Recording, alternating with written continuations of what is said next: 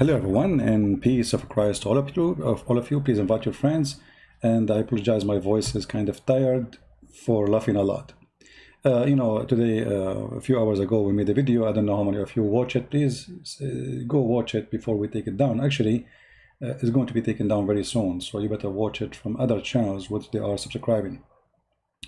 Before we start, somebody posted a comment saying that there's some Christians who they are downloading my videos and posting it in their channels. If somebody take the video and download it in another channel, they do flag it for copyright. Let me make it clear, nobody have copyright over my videos. So anyone will flag it, please take a screenshot for the one who flag your video, send it to me, and I will flag him too. As simple as that. When I say my videos for everybody, it's mean for everybody. You don't own it, it doesn't belong to you, and the point of giving it out so everybody can see it. Who are you? So if anyone you know, he is doing that, flagging Christian videos, claiming copyright over them, give me his name, his account in YouTube, I will flag him. And we will expose him. Now, in the morning we play a video of Mr. Samir Abdullah, or Abdullah Samir, who is an ex-Muslim. Just to refresh your memory, Abdullah Samir is an ex-Muslim. Actually, we have me and him in conversation before. He's an atheist.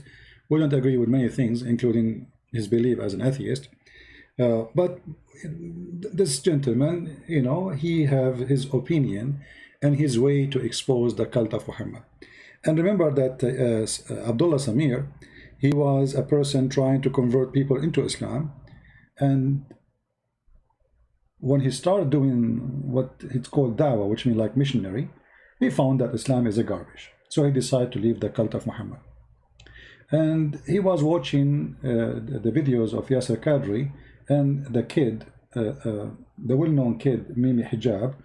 The video editor, previously his name was Muhammad Hijab. Now his name is the video editor, everybody knows him. So he was watching him and he made short video exposing the stupidity of this idiot. We will remind you about it and then we will go to our topic. Stranger to controversy. Being the Yasser Qadhi is no stranger to controversy. Being the academic, he has sometimes ruffled feathers with comments he has made on different issues. This time, even worse than before. He said something now, again, that shook the ground or pulled the rug below the Dawah guy's feet. So much so that Muhammad Hijab took the drastic step of deleting the last 30 minutes of his interview from the point Yasser Qadhi started talking about, guess what? Quran preservation.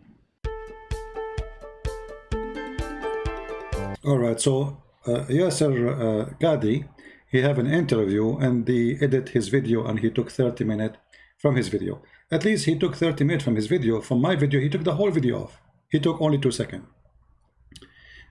Is my voice good, guys? Is the sound of the video is coming good? Somebody say the sound is not good. I think because you are using a gadget is not made by Allah.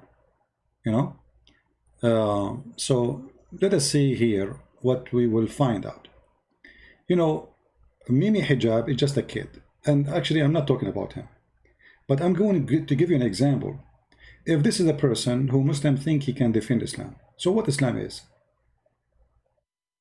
If this is a person, the Muslim, they think he is the one who can defend Islam. So what is Islam? What this Islam is? I will give you a sample of what we are talking about, and you be the judge. This is from the debate between Mimi Hijab, the video editor, previously his name Muhammad Hijab,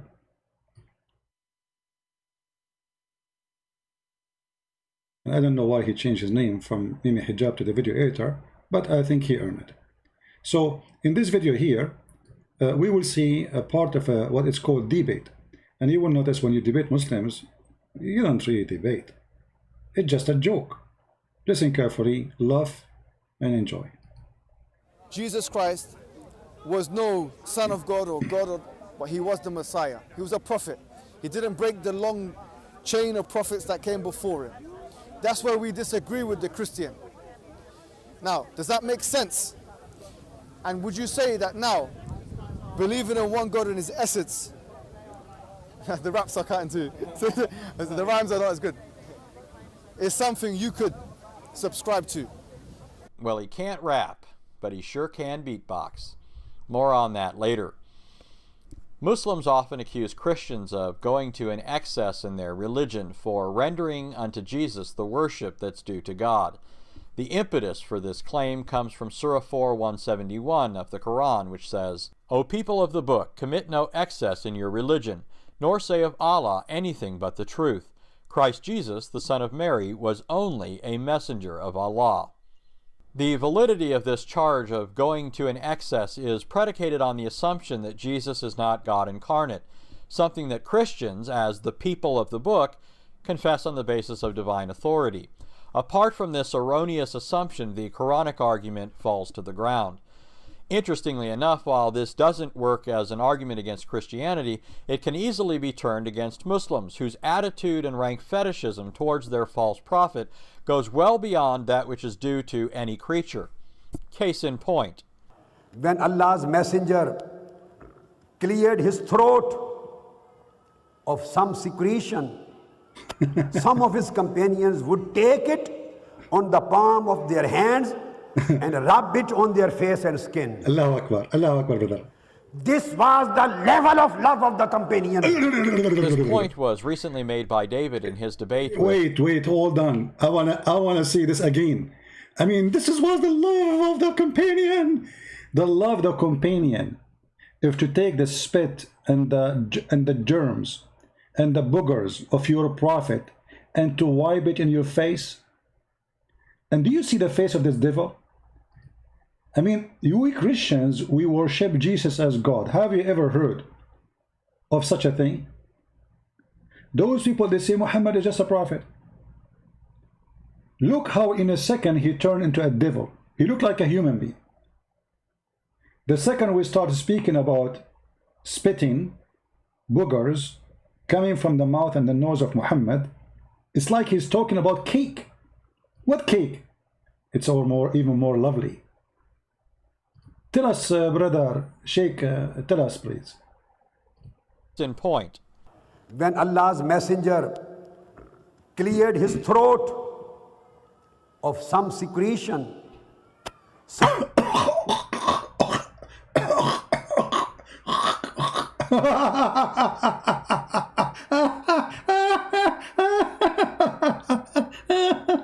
Unbelievable. One day I will die laughing with heart attack from laughing. He cleaned his throat from what? cleared his throat of some secretion. Some of his companions would take it on the palm of their hands and rub it on their face and skin.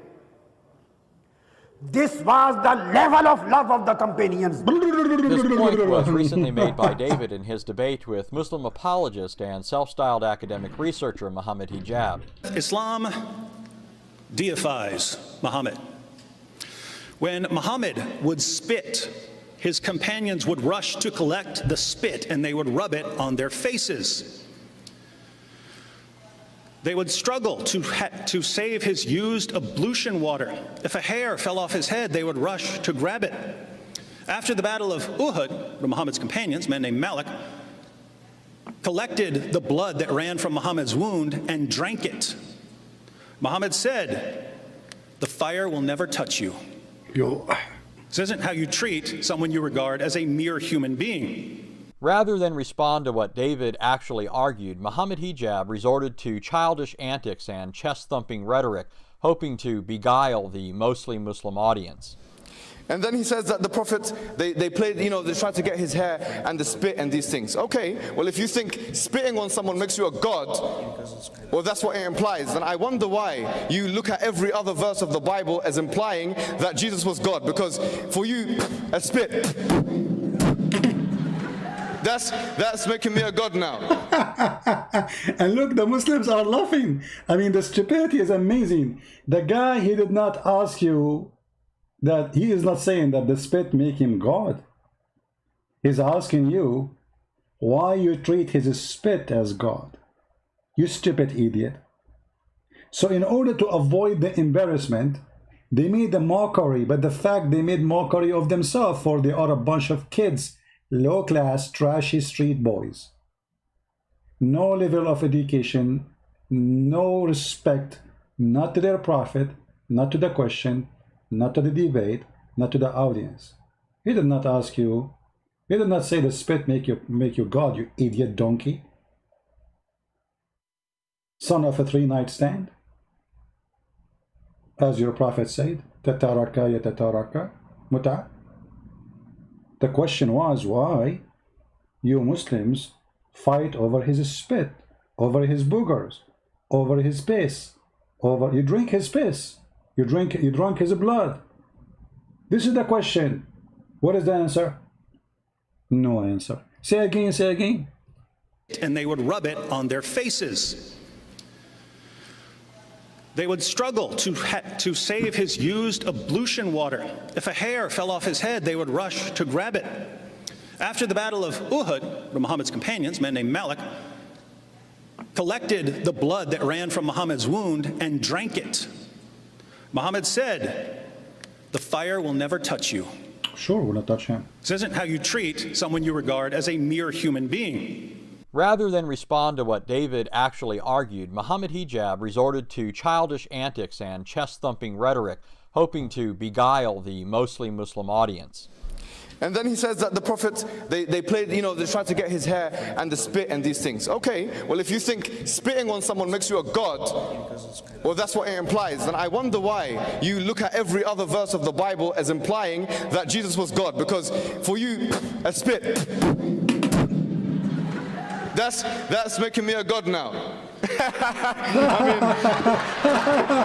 mean, don't embarrass yourself in front of me. And the idiot, his supporter, they are laughing too.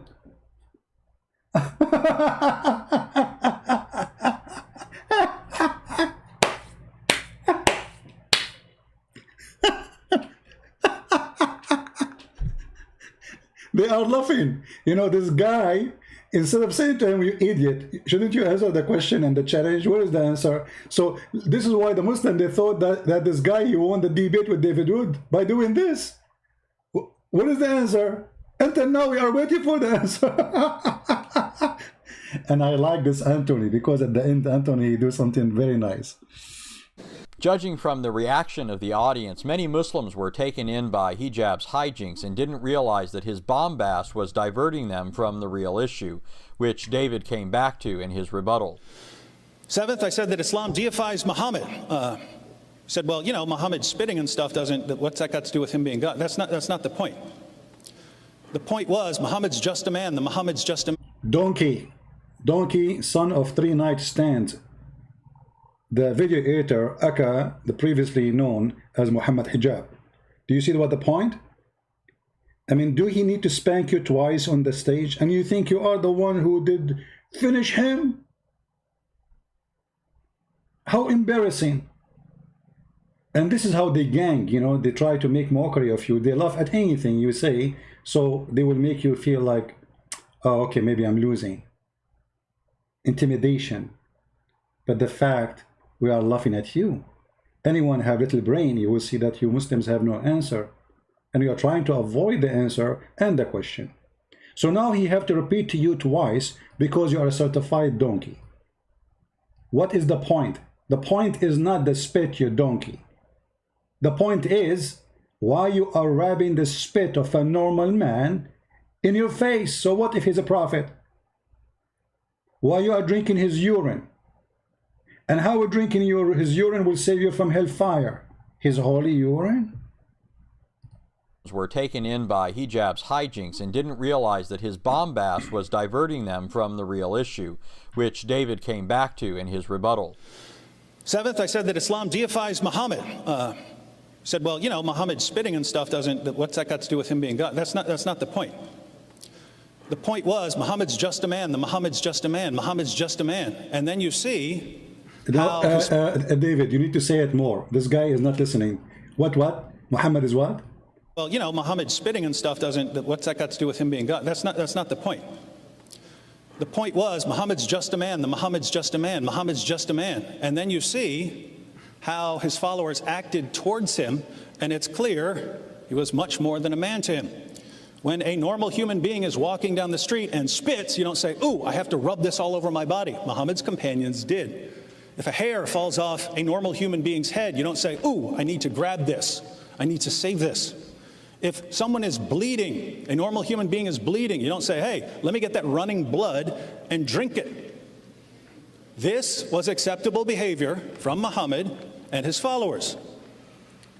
And how, if you saw anyone doing this, if I said, hey, there's this place somewhere in South America or something, and they've got this guy down there, and whenever he spits, they rub it on their faces. Whenever he washes himself, they collect the water so they can rub it on themselves. Whenever he bleeds, he gets cut, they drink it. You say, look at this idolatry, look at this paganism.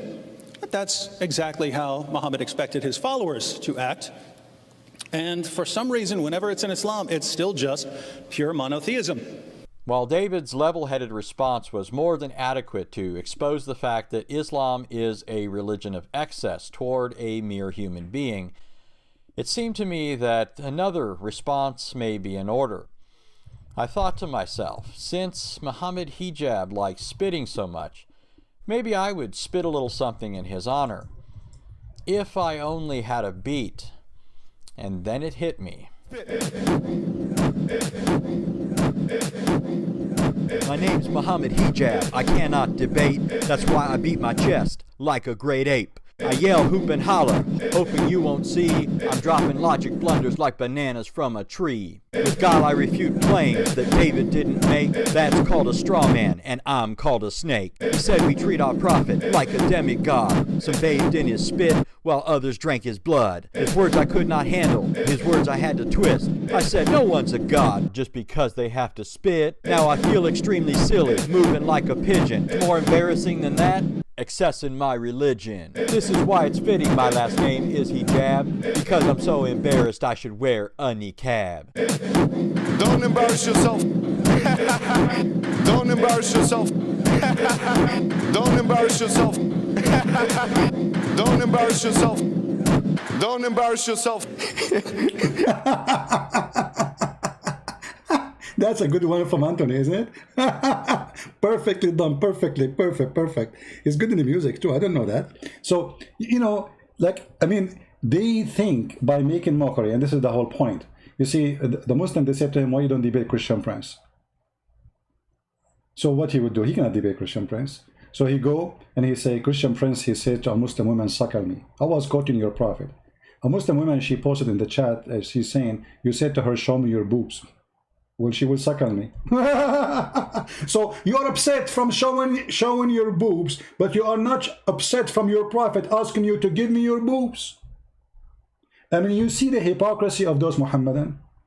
They upset for me quoting what their prophet said, what their prophet ordered them to do. The second you quote what they teach, you are a sexual predator. A follower of a 6-year-old child molester, they are calling me sexual predator. For what? For reading Muhammad. Did you ask yourself why we are even talking about boobs? It's your prophet. What kind of a prophet he ordered Muslim women to give their boobs to adult? You can search right now in Google about the fatwas in the year in the 2020, 2019, 2018, 2017 that Muslims approving breastfeeding for adult, it is halal. So if you have dignity and you don't really want anyone to say show your boobs, well, why you don't leave Islam and say to Muhammad, shame on you? Because how you would do suckling without showing your boobs? It is suckling, suck-ling, not drinking. As a Muslim, they say to you, oh, we drink milk from their boobs. What do you think, their boobs, they have a faucet? Women don't have milk all the time, you idiot. They are not, even goat don't have milk all the time. So you ask them a question, they try to go around it, they try to put you down. They go up, down, side, all the way. The point is never answer. And by doing that, they think they are victorious. And then people, they start reading and watching and comparing, and they will laugh. Maybe you laugh in the moment and you thought that you've been victorious. But here we go. What it's called debate, which is nothing but a mockery, happened more than a year ago, and until now we are enjoying every single moment of it.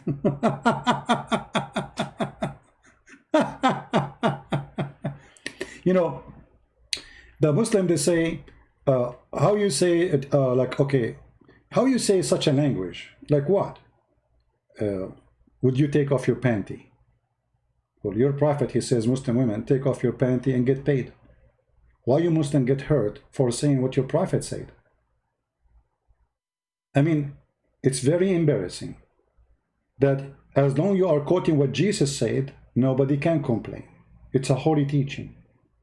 The second you quote what Muhammad the filthy said, the Muslim themselves, they call you names. You cannot quote what Muhammad said. You cannot. If you call or you quote what Muhammad said, then you are a bad person. You tell me, what does that mean? When somebody says to you that you as a Muslim woman, you can go and rent yourself, and the man, he can pay you for renting you. What is that? Renting what exactly? When he paid the money, what will happen? What is next? You will take off your panty. Why you get upset from me saying the language as it is? Why they have no honesty? Isn't it? This is what it's about? Taking off your panty?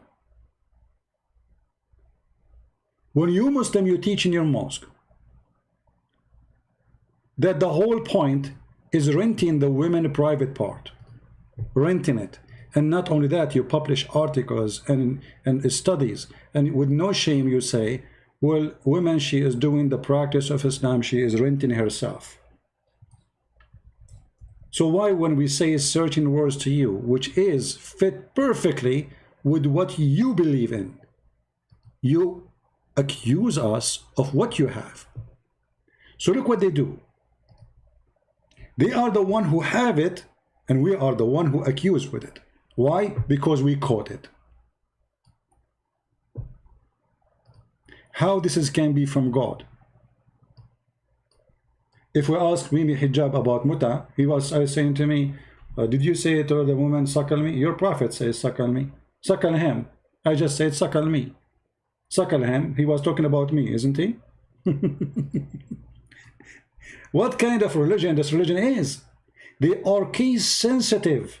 You cannot tell us what the prophet said, for this will hurt us. You cannot say to a Muslim woman, you are rented. We can say it, you cannot. This is a Muslim website, and they are teaching us about what the Muslim women value in Islam. What her job exactly?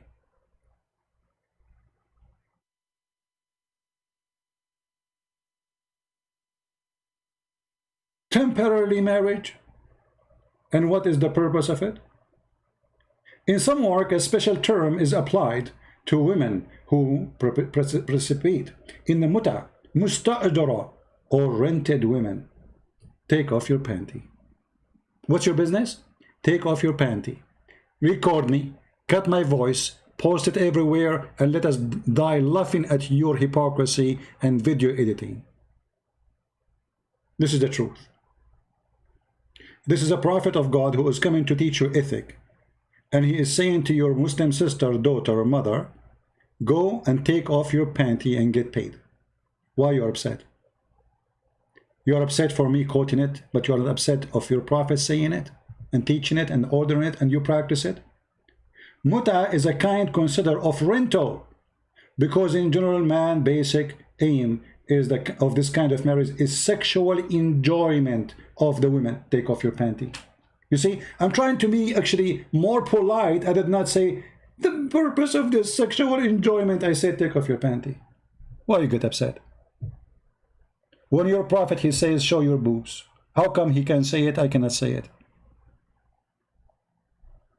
And for sure, everybody knows we are speaking that in public forum, debate.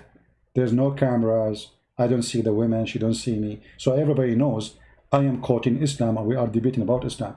So why you are trying to make it as if I am asking the women to show me her boobs? Shame on you. Filthy people.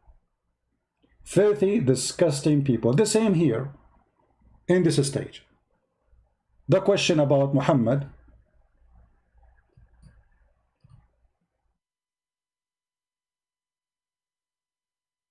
and they always divert the topic. And when even their own scholar, he gave them an answer they don't like, they do video editing for him. As we showed you, this is the page of Yasir Qadri, and the video here is 1 hour 45 minutes, literally 1 hour 45 minutes.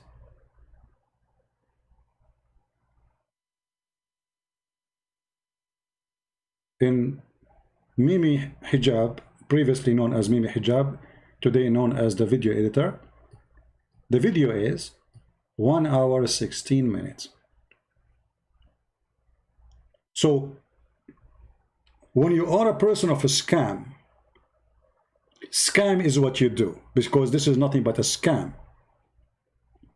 And not only you do scam, but you are stupid, because what the point of you shorten the video, but the original video is there? I mean, you are fooling who? And now everybody is laughing at you, and you lost your name as Mimi Hijab, which is give it to you as a gift from me. Now people, they are calling you the video editor. So now which one you do? I mean, isn't it Mimi Hijab was better? Be honest with me. Mimi Burqa. So Mimi Burqa, he tried to put a burqa in everything in order to cover. But the more he tried to cover, the more we laugh. The same as happened now with David. When he's debating with David, I mean, look at you. You became the joke. People making rap music about your stupidity. How embarrassing. Until now, we are waiting for the Muslim to answer the question which Mimi, Fufu, Sisu, Susu, or the video editor, previously known as Mimi Hijab, why you Muslims were collecting the boogers of Muhammad, and why you are wiping your face with his spit, and why you are drinking his urine, and why you are drinking his blood. Who is this Muhammad? It's a question they will never answer. So what they will do? They will use the strategic plan of burqa, video editing, or no answer, or mockery. What do you want to do, mockery? We do mockery. So here we go. We are laughing. Show me your boobs. You know, by the way, when Muhammad Hijab, sorry, previously known as Muhammad Hijab, the video editor, when he was doing this, was he showing the boobs? Because this is boobs.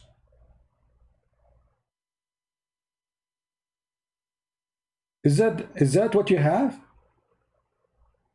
We speak to your brain, you answer by spitting.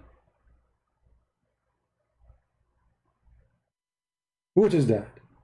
Or maybe he's showing his panty. This is his panty. So he tried to avoid the answer by redirecting the question to different direction. And actually, I like Anthony, the way he show people, who, especially the naive ones, how silly, how stupid. But you know, there's a difference between me and between Anthony and David. They are very polite. I am not. I'm not polite. I cannot be polite with followers of the devil. Sorry. I cannot be polite with the devil. I cannot. So what here Fifi, Mimi, Sisu said? Let us see. Audience. And then he says that the Prophet, they played, you know, they tried to get his hair and the spit and these things. Okay, well, if you think spitting on someone makes you a god, well, that's what it implies. Then I wonder why you look at every other verse of the Bible as implying that Jesus was God. Because for you, a spit, that's making me a god now. I mean, actually, this laugh alone make me laugh. You know, it's like a prostitute in the corner of a street, and the guy, he did not agree with her, and she get upset because he will not take her home. She laughed loudly. Supposedly she's insulting the guy, so everybody will know that he was talking to her. The same as her prophet, the Prophet Muhammad, who is the prostitute prophet, who made the verses in the Quran, by the way, giving permission for a Muslim to do prostitution. Do you know that in Islam there is no punishment for prostitution? Do you know that the Muslims, they were launching pimp house in the time of Muhammad. And Muhammad, he made clear verse about it. Force not your girls to do prostitution. What girls we're talking about? Slave girls. If they choose a chastity, if they choose, they are slaves. And if you force them, Allah is all merciful. Where is the punishment? There is no punishment. Why you don't make a verse says it's haram? How come Muhammad, he have time to say it's haram to put perfume, but he have no time to say it's haram to do prostitution? Instead, he promoted prostitution because we just showed you Muslim, they rent women. Muslim women is rented. And who is the one using the word rented? It's not a Christian prince, because later they will say, see, Christian prince is saying Muslim women rented. It's not me saying that. Read it. This is what? This is their Islamic website, and the ones are explaining is their scholars. Rented women. And what is the definition of rental? It is to gain possession of benefit in exchange for a specific sum.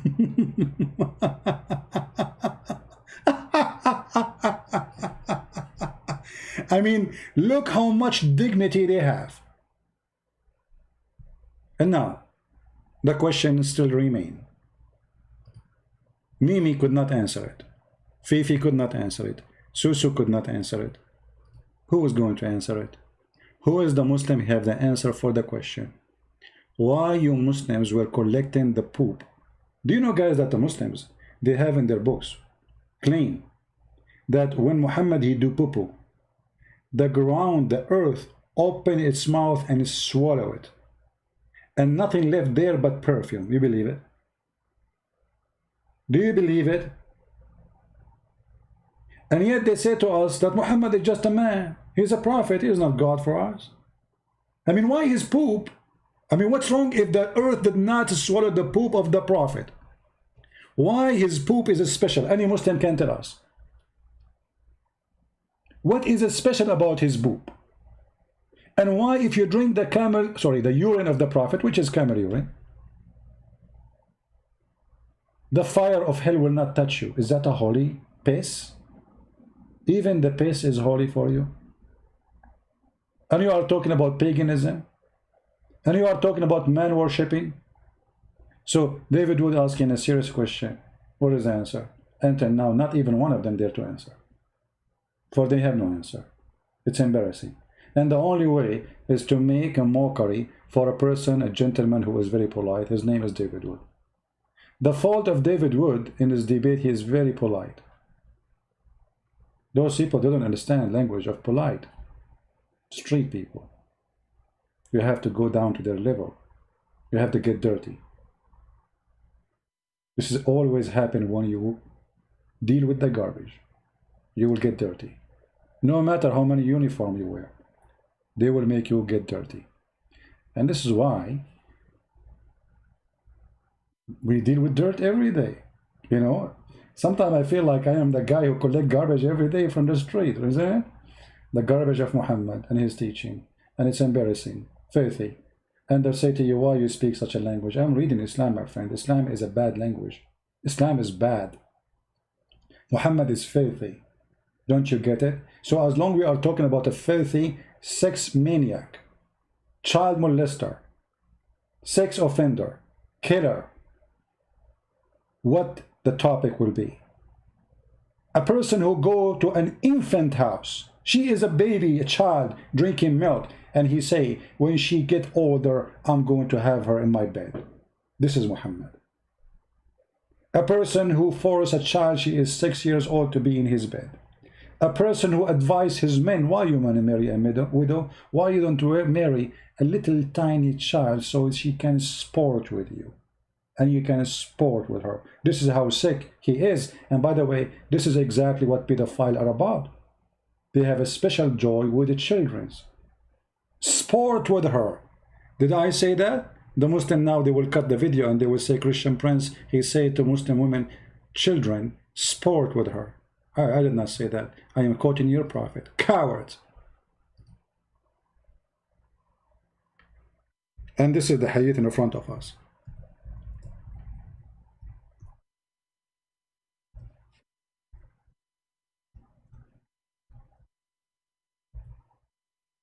Let us find it. Yeah, because later they will edit the video and they will say, see? Talking about children, huh? See? And they will, see?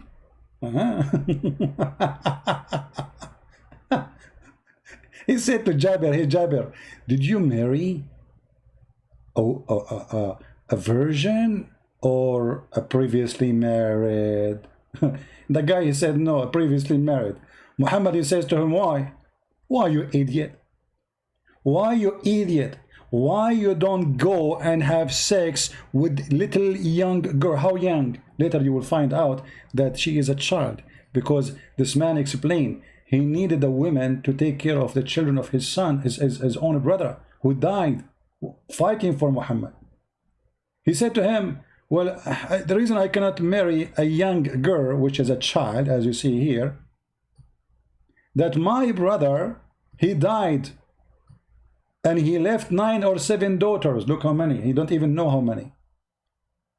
Therefore, I did not approve the idea that I should bring a girl like them. Do you see what we are talking about?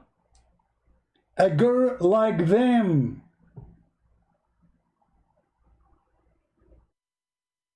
Child molester, sex offender. Muhammad, the pretender, the prophet, the booty prophet. I mean, what is left about this guy is not wrong.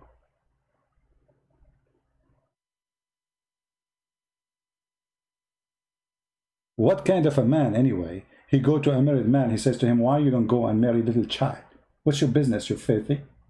But he's filthy. So why Muhammad did marry Khadija then? If this is the advice for Muslim men, so, and what the purpose of this marriage? So you could sport with her. Look at the wisdom, man. What is the purpose of what they call so-called marriage? Sport. What sport? Pedophile. Sporting with a child, what does that mean? Play. They have a special sexual joy, those pedophiles. And this pedophile is teaching others to be pedophile like him.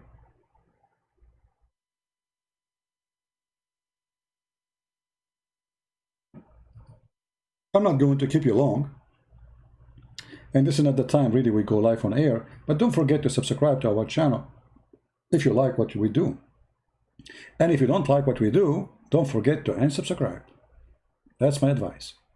Now, just one more reminder of what happened there. Why you collect the spit of Muhammad and put it in your face? And what is the answer? Hoping to beguile the mostly Muslim audience.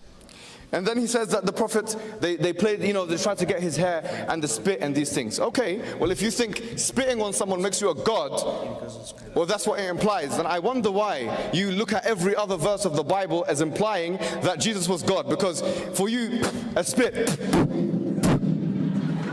that's making me a god now. I mean, don't embarrass yourself in front of me. Judging from the reaction of the audience, many Muslims were taken in by Hijab's hijinks and didn't realize that his bombast was diverting them from the real issue, which David came back to in his rebuttal. Seventh, I said that Islam deifies Muhammad. Said, well, you know, Muhammad spitting and stuff doesn't, what's that got to do with him being God? That's not the point. The point was, Muhammad's just a man, Muhammad's just a man, Muhammad's just a man. And then you see how his followers acted towards him, and it's clear he was much more than a man to him. When a normal human being is walking down the street and spits, you don't say, ooh, I have to rub this all over my body. Muhammad's companions did. If a hair falls off a normal human being's head, you don't say, ooh, I need to grab this. I need to save this. If someone is bleeding, a normal human being is bleeding, you don't say, hey, let me get that running blood and drink it. This was acceptable behavior from Muhammad and his followers. And how, if you saw anyone doing this, if I said, hey, there's this place somewhere in South America or something, and they've got this guy down there, and whenever he spits, they rub it on their faces. Whenever he washes himself, they collect the water so they can rub it on themselves. Whenever he bleeds, he gets cut, they drink it. You say, look at this idolatry, look at this paganism. But that's exactly how Muhammad expected his followers to act. And for some reason, whenever it's in Islam, it's still just pure monotheism. While David's level-headed response was more than adequate to expose the fact that Islam is a religion of excess toward a mere human being, it seemed to me that another response may be in order. I thought to myself, since Muhammad Hijab likes spitting so much, maybe I would spit a little something in his honor. If I only had a beat. And then it hit me. My name's Muhammad Hijab. I cannot debate. That's why I beat my chest like a great ape. I yell, hoop and holler, hoping you won't see. I'm dropping logic blunders like bananas from a tree. With God I refute claims that David didn't make. That's called a straw man, and I'm called a snake. He said we treat our prophet like a demigod. Some bathed in his spit, while others drank his blood. His words I could not handle, his words I had to twist. I said no one's a god just because they have to spit. Now I feel extremely silly, moving like a pigeon. More embarrassing than that? Excess in my religion. This is why it's fitting my last name is Hijab, because I'm so embarrassed I should wear a niqab. Don't embarrass yourself. Don't embarrass yourself. Don't embarrass yourself. Don't embarrass yourself. Don't embarrass yourself. I mean... Anyway, now, we have some comment. The Muslims, by the way, they respond to me in the comment, and I will show you some. There's a guy, he's a Muslim, he called himself Isaiah 42. And the funny Muslims, you see, what do you say your name is Isaiah 42? Can you find me Isaiah 42 in your Quran? Why the book of Isaiah is gone in Islam? I mean, here you see the stupidity of those who try to defend Islam.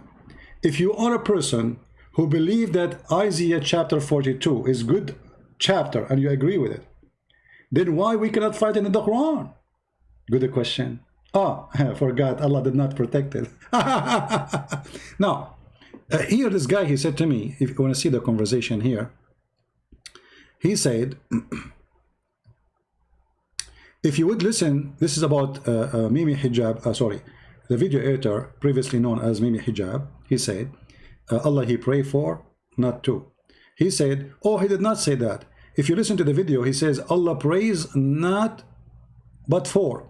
Here you see the stupidity and the low IQ of those who defend Islam. Because you idiot. What the difference between praise for and praise to? I mean, who is here is suffering from mental illness? Supposedly now you solve it.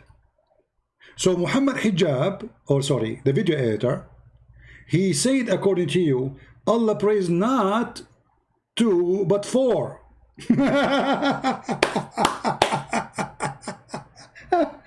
And why Allah praise Muhammad? Who is the God? The guy, he tried to fix it, he make it more horrible. Your God, he praised Muhammad. I thought that Muhammad should be praising God. No. In Islam, it's the opposite. Muhammad is the star, superstar. Allah himself, he says, thank you, Allah, for having Muhammad. Look at the stupidity. They try to fix it, and look what they come with. He did not say Allah praise. He said Allah praise not for, but not to, but for. What the difference? Secondly, why Allah will praise? Number 3, you idiot. The word yusalli, everybody knows it's meaning pray. And if we go to the verses in the Quran, just to show how stupid those who defend this stupidity in the Quran, how the verse is saying that Allah and the angels yusalluna ala nabi, both they are doing the same thing. That's mean they have equal act. That's mean Allah is an angel, not the opposite. Because if the angels can do the same as Allah can do, that's mean this is nothing special, and that's mean Allah is not God. And if Allah is asking the Muslim You see the word yusallun and yusalli is repeated in that verse many times, in the same verse. Let us put the verse on the screen so we can laugh.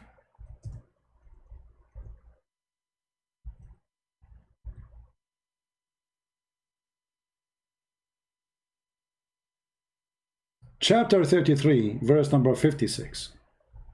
And this is your Muslim translation trying to fabricate the meaning. But look what happened by the fabrication they do. Allah and His angels send the blessing on the Prophet. Okay. Let us assume that this is true. But how the angels and Allah send in blessing? I mean, if God, He blessed me once, that's it, I'm blessed. And how the angels can do the same as Allah? And where is the word blessing? The word in Arabic, it says yusallun. If we type the word in the Quran, salah and yusalli, we will find it all over coming as a pray. Doesn't come as a blessing. Suddenly it became a blessing. You can go right now to the dictionary, you will see that yusalli mean he pray, supplicate, asking God for something, asking how, a higher authority. So Allah and His angels, they send the blessing. It's a stupid statement if this is true. For Allah do not need to send the blessing. Allah bless and that's it. Isn't it you Muslim, you say the Quran says if Allah wants something to be, He say be. So why He need all of this? Look what He need. Allah and the angels and the believers, all of them, they are sending a blessing to the Prophet. What does that mean? Is that a blessing party? Why Allah blessing need the blessing of the angels? If this is a blessing, here we go. Who is the first one who did the blessing? Propaganda, lie, as you said, Allah. Okay. Who is the second one? He's involved with the blessing? The angels. Who is the one who received the blessing? Muhammad. And who is Allah asking them to send the blessing? The believers. What does that mean? Okay, Allah, He blessed Muhammad already. The angels, they bless Muhammad too, as if they are God. What is the need of the believers? The answer is very simple. It is all about prayer. Oh, you believer, pray for Muhammad to receive high rank. Allahu wa malaikatahu yusalluna ala nabi. Actually, Mimi Hijab himself, he quote other verse in the Quran about the word yusalli. And he said, okay, so here it says Allah yusalli. Does that mean He is praying? Yes, it's mean He praying. If we go right now and search in the Quran the word yusalli, and we can read your own translation, you will see that the word yusalli that's what it means. Let me type it in the screen. Everybody will see in a second. And the funny, by the way, the Muslims, they want to teach me how to read Arabic. Okay, you know what? I mean, I cannot find the hypocrisy as those people. Their Prophet himself do not know how to read his name. So if this is a problem, and for sure we knew that why they say Christian Prince, his Arabic is not good, because he's a Christian Prince. If my name is Muhammad Ali Dawa, my Arabic, the Turkish guy who don't speak two Arabic word, his Arabic is good. If we type the word yusalli, here we go. What we will find? Yusalli musalla, musalla Ibrahim, the place of station of prayer. قائم يصلي فنادته الملائكة وهو قائم يصلي. Translation. This is the same word, yusalli. Yusalli is the same as yusallun. Yusalli for one person, yusallun for a group. Click and translate. Do you see it? He's praying, standing in a prayer. The word yusalli means praying. So how this is an act. How this is turned suddenly to be blessing. Do you see the hypocrisy? You can find the word all over the Quran, and you will not find one time the translation coming as a blessing.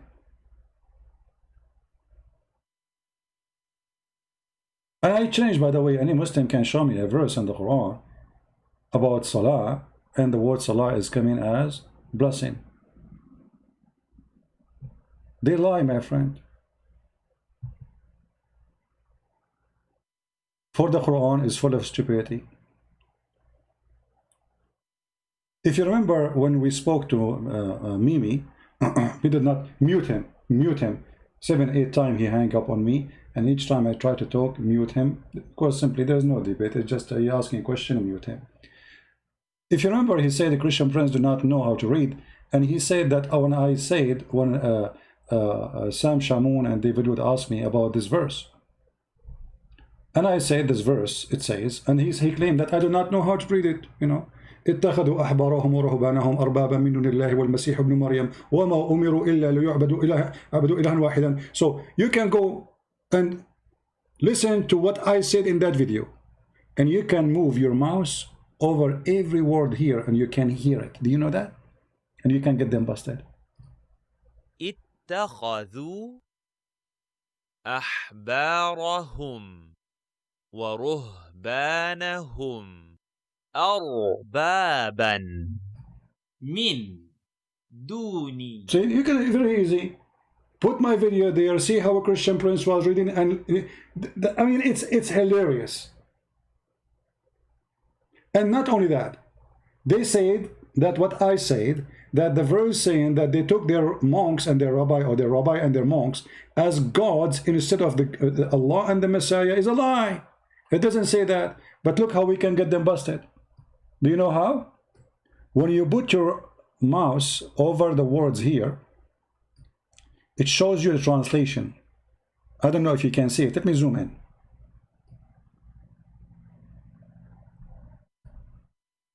اتخذوا, they have taken. Write it down.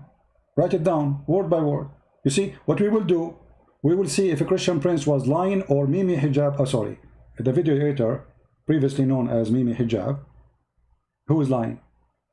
They have taken their rabbis and their monks. Let us move. Arbaban, as gods, as lords. Min duni, here they are translating the word beside it twice. The fact it says instead, not just min duni. Instead of who? Allah and the Messiah. Do you see it? Beside, okay, in the Muslim translation it says beside, right? Okay, beside Allah and the Messiah, the son of Mary. And this is what I say. Who's lying? And if I'm lying, why the Muslim website saying what I'm saying?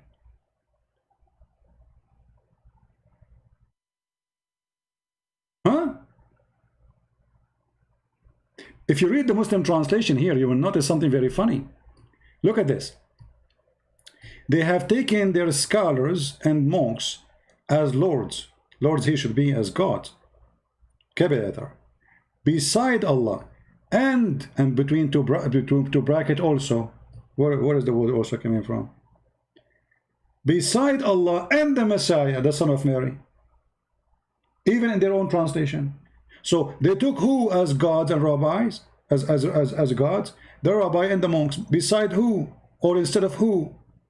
Instead of Allah and the Messiah.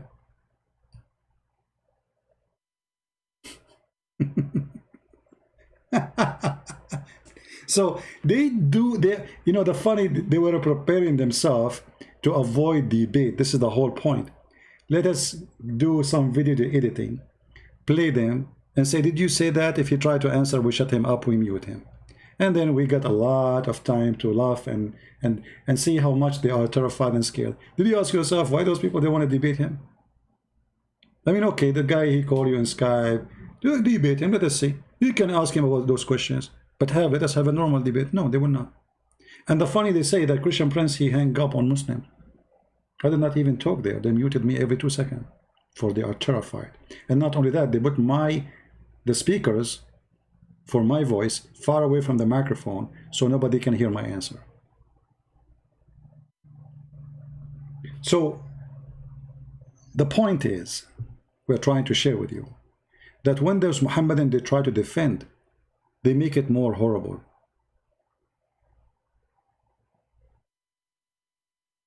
Allah praised Muhammad that make it more horrible, as this idiot here he said. Allah, he was praising Muhammad.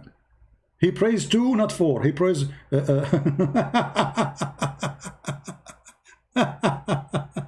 and then he said, and say somebody, my name is accurate because Isaiah 42 is speak about Prophet Muhammad. Here you see another stupidity. Where did they learn from this from? Where Isaiah 42 is speaking about Muhammad? I mean, when we say that Muslims, they worship Muhammad, we can prove it in 2 seconds. If we go to Isaiah 42 right now, what we will see? Is it speaking about Muhammad or speaking about God? Or speaking about who? Those cowards, they are desperate to find Muhammad anywhere. They could not prove that he is a prophet, so they say Isaiah 42 speaking about Muhammad.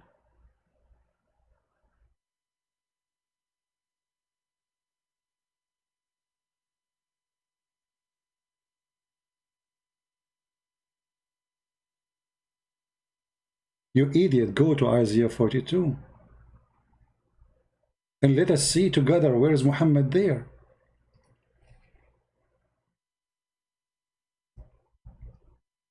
Let me show you the Muslims video. Actually, I think David Wood, he made a video about it, right? I think David Wood, he made a video about it. Let me see if I can play it, for it's really funny. But let us do this.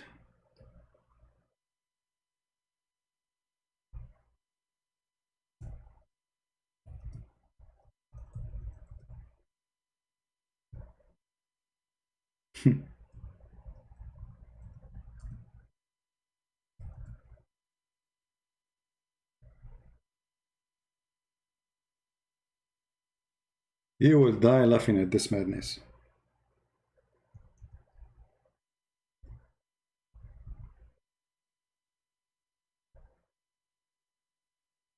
Let's see.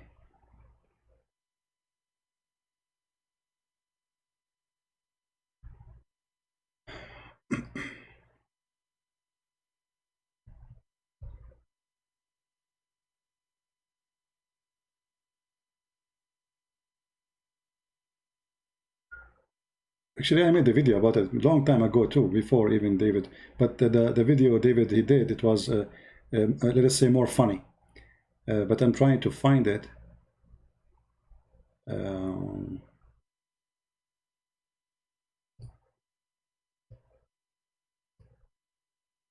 Let us see. Hold on.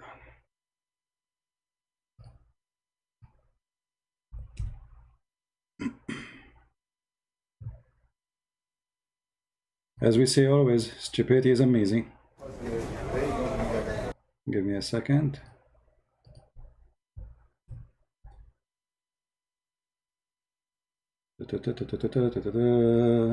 Here we go.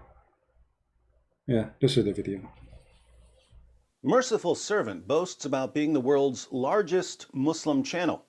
The channel does 2 things exceptionally well. 1, it convinces Muslims to mass flag videos that criticize Muhammad and the Quran.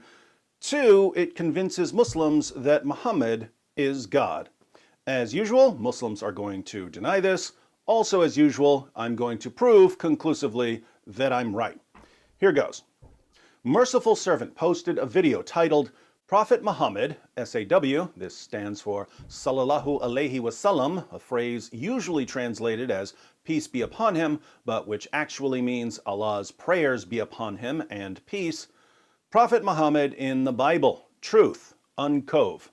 Sadly, uncove is not a word.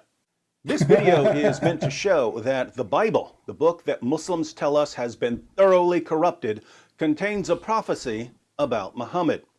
And we're supposed to take this prophecy seriously, even though the Bible's been corrupted. Consistency at its finest. The prophecy that supposedly proves that Muhammad is a true prophet is found in chapter 42 of the book of the prophet Isaiah. The narrator of the video tells us that this is a prophecy about a very special person. Watch. God starts the chapter by drawing our attention to a very special person that he will send. He describes this person as my servant, whom I uphold, my chosen one in whom I delight. According to Merciful Servant, verse 13 tells us that this special person will be a warrior. In Isaiah, God states that this special person will be a warrior and will go forth as a mighty man. He shall stir up jealousy like a... Did you notice what happened suddenly? Go forth as a mighty man. Like what happened, those Muslims? It's like you have a gas suddenly, you know, like it's like there's something wrong in the engine. There's some kind of dirt, and suddenly the piston open. So you push the gas, and the car is not moving. And suddenly the guy goes, what happened? And go forth. What happened? What happened? Say it again. Warrior and will go forth as a mighty man. He shall stir up jealousy like a man of war. He shall cry, yea, roar. He shall prevail against his enemies. Merciful Servant then tells his viewers that verse 13 is clearly a prophecy about Muhammad and not about Jesus. Prophet Muhammad, peace be upon him, had to engage in many battles with the idol-worshipping enemies of God and ultimately prevailed against them. By comparison, Jesus did not triumph over his enemies. According to Christians, he was crucified by them. Moreover, Jesus wasn't interested in fighting. He was not a man of war. He was a pacifist, according to the Bible. He said such things as, "For all who draw the sword will die by the sword," and "My kingdom is not of this world. If my kingdom were of this world, then would my servants..." Guys, isn't it those people that say where Jesus says, I am God? Isn't it this verse saying, I am God? My kingdom is not of this earth.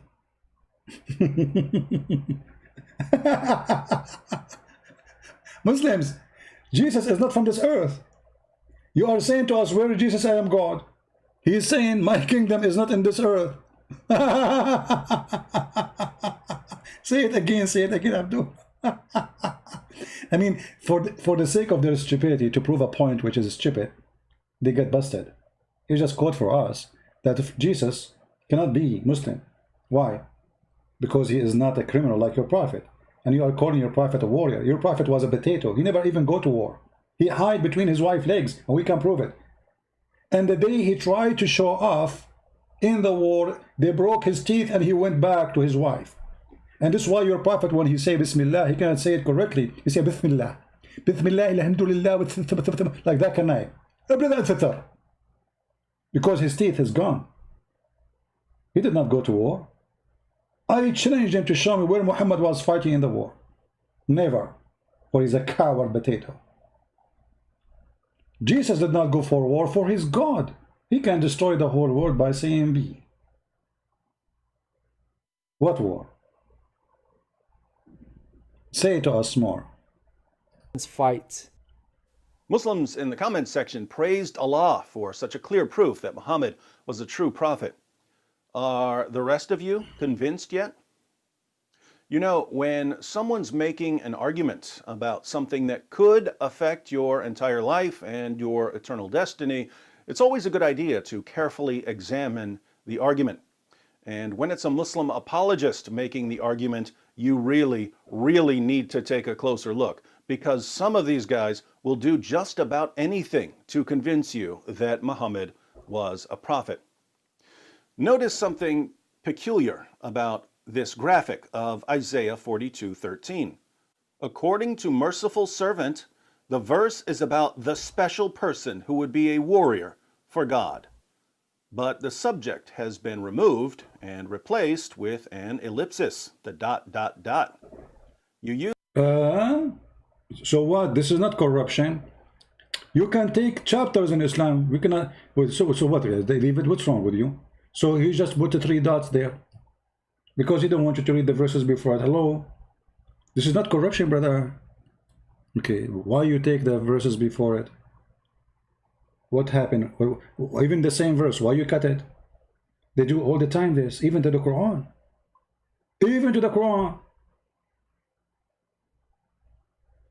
So when a Muslim, he put the 3 dots. By the way, Muhammadan, what's wrong with you? Why you put the 3 dots? Are you Trinitarian? What stupid are you? I thought you're against the Trinity. So what this 3 dot is about? What do you make it for? Even here 3 dot, you idiot. Like, hello? You're a prophet, he say Allahu Akbar 3 times. He shake hands 3 times. He say Assalamu alaikum 3 times. He shake his private part 3 times. He clean his bum 3 times. He blow his nose 3 times. You know, I mean, even if he say Assalamu alaikum, he say Assalamu alaikum. Wa alaikum salam. Assalamu alaikum. What an idiot. 3 times you have to repeat. Imagine, guys, you enter a place and you say to people, Shalom to you. They say Shalom. Then you say Shalom to you. They say Shalom. They say Shalom. What's wrong with you? That's Muhammad. And now the Muhammadan, they are carrying the career of the video editor. They are video editing. They are Bible editing. They edit anything. And the funny, they accuse us of corruption when they are the people of corruption. Why you cut off the verses? For you are a fraud like your prophet. Continue, brother David. Use an ellipsis when you intentionally omit some content. Normally, you omit this content because it's irrelevant to the point you're making. But you should never use an ellipsis to completely change the meaning of the text. If Merciful Servant is being truthful with his viewers, then when we go to the actual verse to see what's been removed, we're going to find that the subject is this special person who will somehow turn out to be Muhammad.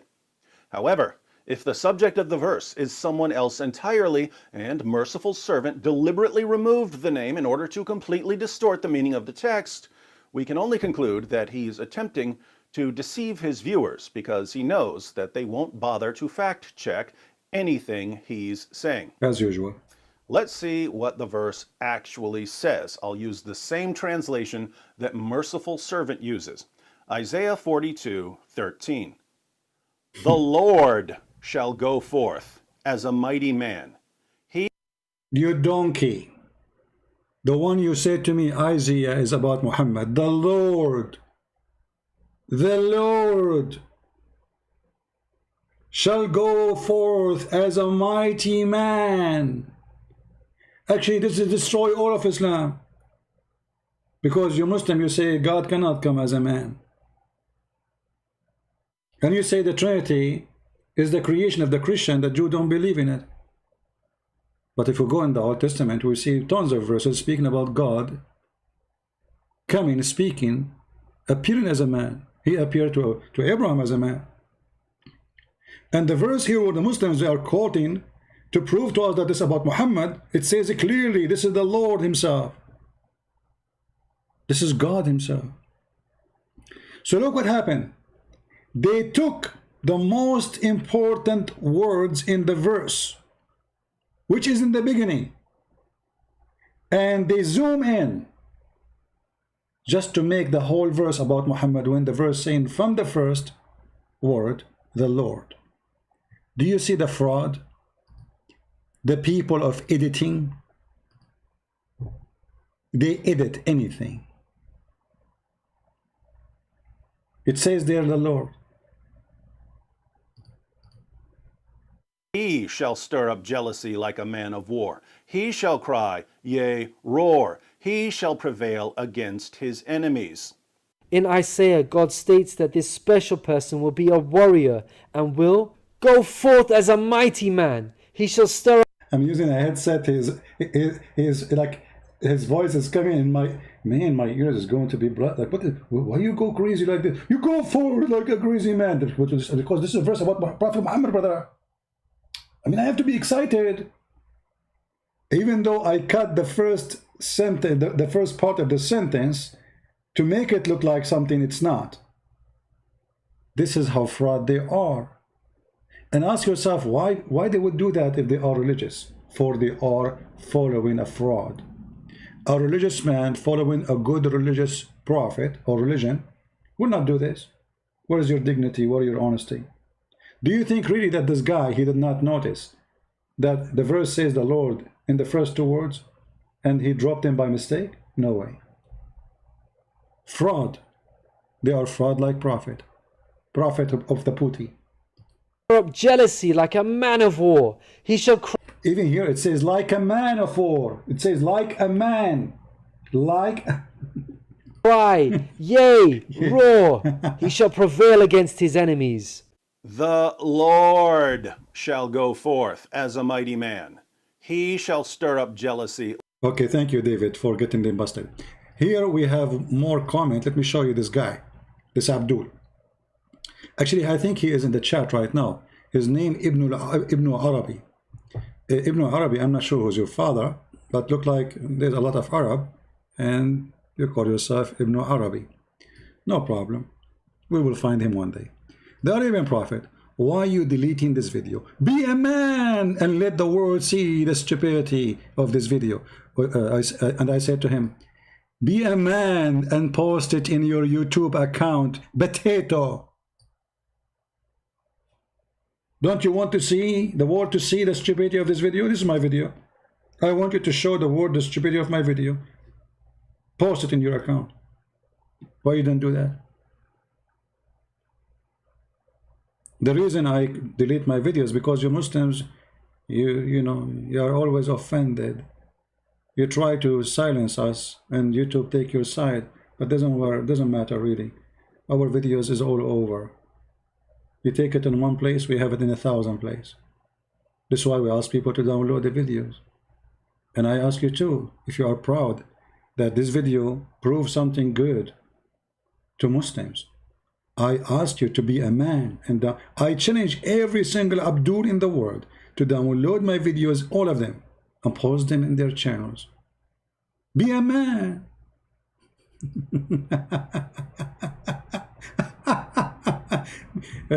You know, by the way, why you say to me, be a man? I mean, you Muslims are very funny. Be a man. What does that mean exactly? Your prophet never was a man. Your prophet, he never had a job. His job is to sleep with an old woman in her bed and get paid for it. Is that what a man do? Your prophet, he agree in a conspiracy with an old woman who have a few husbands before him just because she is rich, to make her father drunk and make him believe that he agreed to marry him to her. Is that a man action? Or this is a fraud? And the funny, the Muslim, they say Muhammad, his name is a trustworthy. Muhammad is a trustworthy.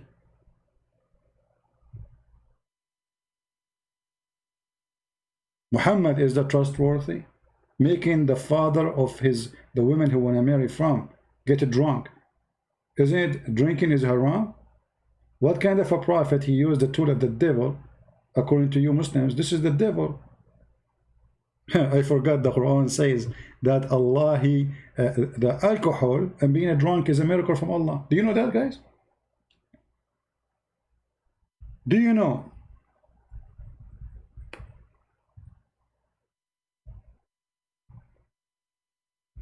that drinking, to be drunk, according to the Quran, is a miracle of Allah? It's in front of you.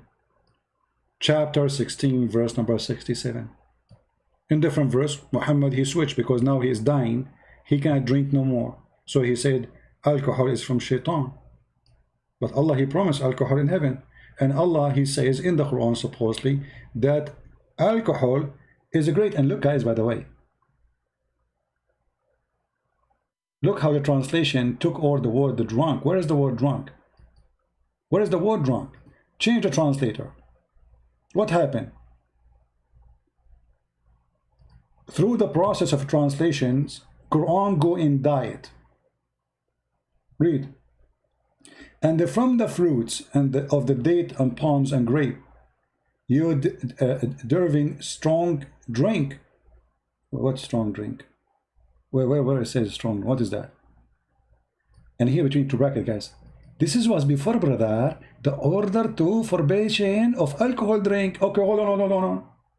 So before the forbidden of the alcohol drink, it was halal, it was a blessing from Allah, it was a miracle from Allah, and now it's not halal. What happened?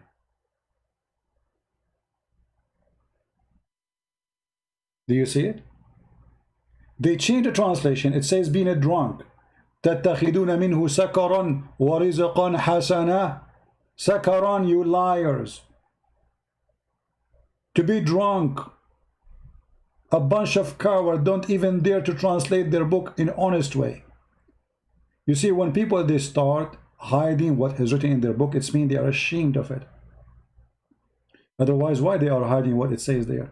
Let us find different translator. Go. Different translator. Let us see who.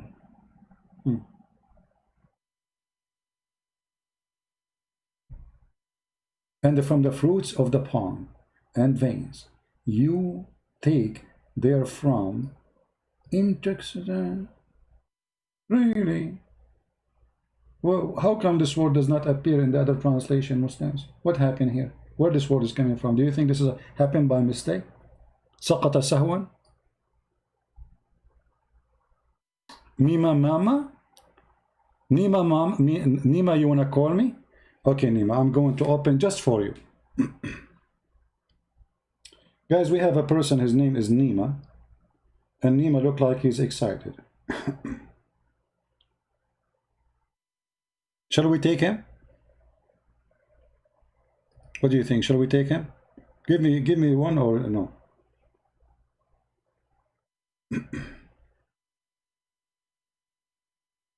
Nima, you promise you will call me? If you don't call me, I will tell your mom, okay? I'm telling you.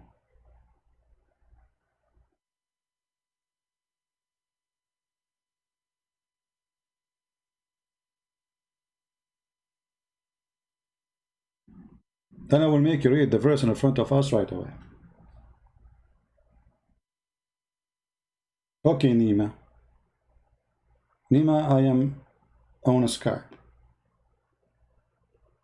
Are you going to call me, Nima? Text me, text me.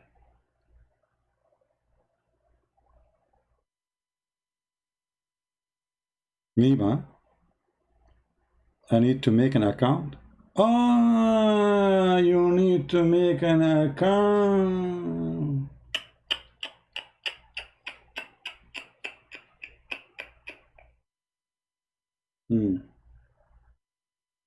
Look, hold on. We have somebody here says you want to debate. Hold on, let's see. Maybe we got a fish. Where? What happened? Where is the name gone? It's gone. See, because the in my Skype I have like thousands of names and they pop up like crazy. Where is the guy who said you want to debate? I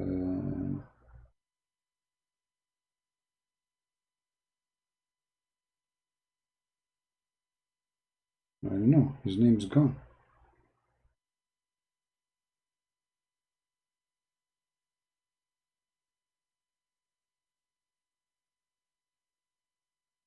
Maybe this one, let's see.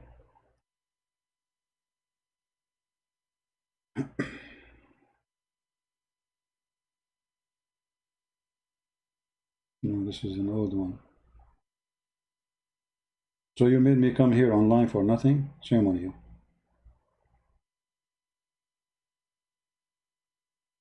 May Allah shorten your private part, because the Prophet, he says he will give you English. I hope he will make it like 1 meter less. As long as your private part as short as your brain. Here we go. We found somebody. Okay. But I don't know if he's online, because this is, I don't know what time. Maybe, oh, this is from the morning.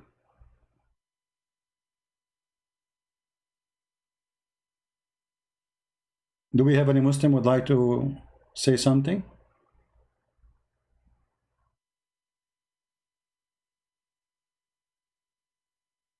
Any Muslim want to say anything? How your Allah, he blessed the drunken and the drunk. And even the Muslim, by the way, they used to go to the mosque and they are totally drunk. I'm not kidding. The Quran says so, brother. The Quran says so. You remember the guy in the hadith about the shaitan, he fought? And shaitan go inside your anus? Hadith says so, the brother. Hadith says so. The Muslims, they used to come. Oh, sorry, we need to go to the Quran. Hold on. The yellow page is not the hadith. The Muslims, they used to go and they are totally drunk when they are praying. And I wish I have a video camera at that time. Chapter 4, verse number 43. Muhammad was praising being drunk, as we showed you in the previous verse. chapter 16, verse number 67, claiming that being drunk is a sign from Allah, which is true, by the way. I mean, who's going to make you drunk unless this is Allah? Explain to me how you drink this something and you go crazy. Obviously, it's Allah's sign. Hello. Muhammad could not take miracle, but he claimed now that the beer and black label is a miracle from Allah. In this verse, you will see that the Muslims are praying and they are totally drunk. Do you see it? Do you see it? Oh, who you believe, approach not the prayer when you are drunk. Bismillahirrahmanirrahim. Alhamdulillah Rabbil Alameen. This is what the Muslims was. And why Muhammad, he said to them, don't drink no more. Or he didn't say actually don't drink. He said don't go to pray when you are drunk. Because the Arabs, they start laughing at this religion. A prophet and he have a bunch of drunken people falling apart during the prayer. All of them, they are drunk. The prophet is drunk. The followers are drunk. Allah is drunk.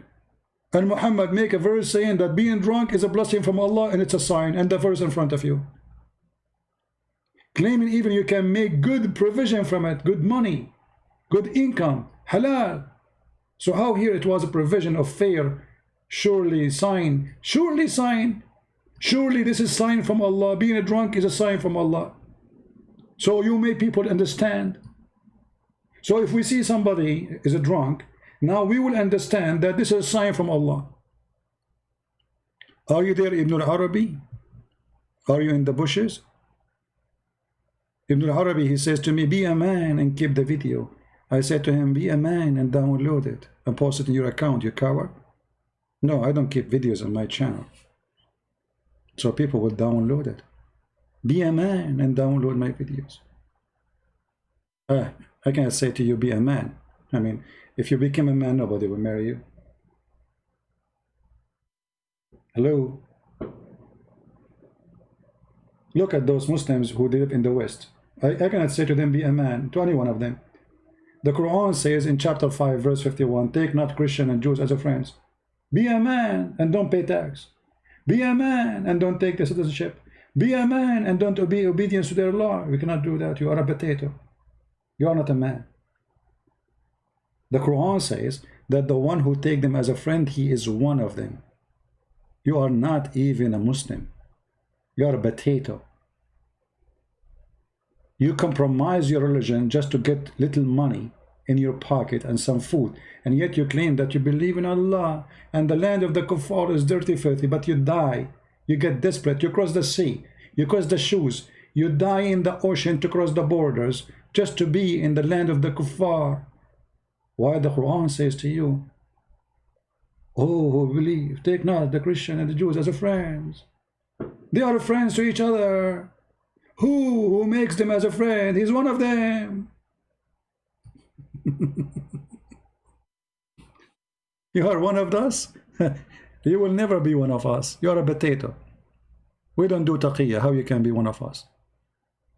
You don't. You know. Did you hear Yasser Qadi saying to Mimi Hijab? Sorry, previously known as Mimi Hijab, the video editor, previously known as Mimi Hijab. Did he say to the video editor that I don't want to do tawriya? Do you know what tawriya mean? Hiding stuff now. We don't know how this stuff. This is what the Muslims do. Like taqiyya, you know. It's different definition.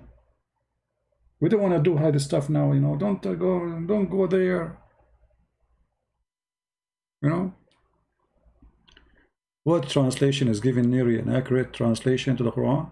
I don't see any translation. You can get translation of Osama Dakdo. Not everything there I agree with it, but most of it is very accurate. Yeah. Do we have any Muslim? Okay, so we open sky for nothing. What a shame. I thought we got a fish. We did not even get a cow.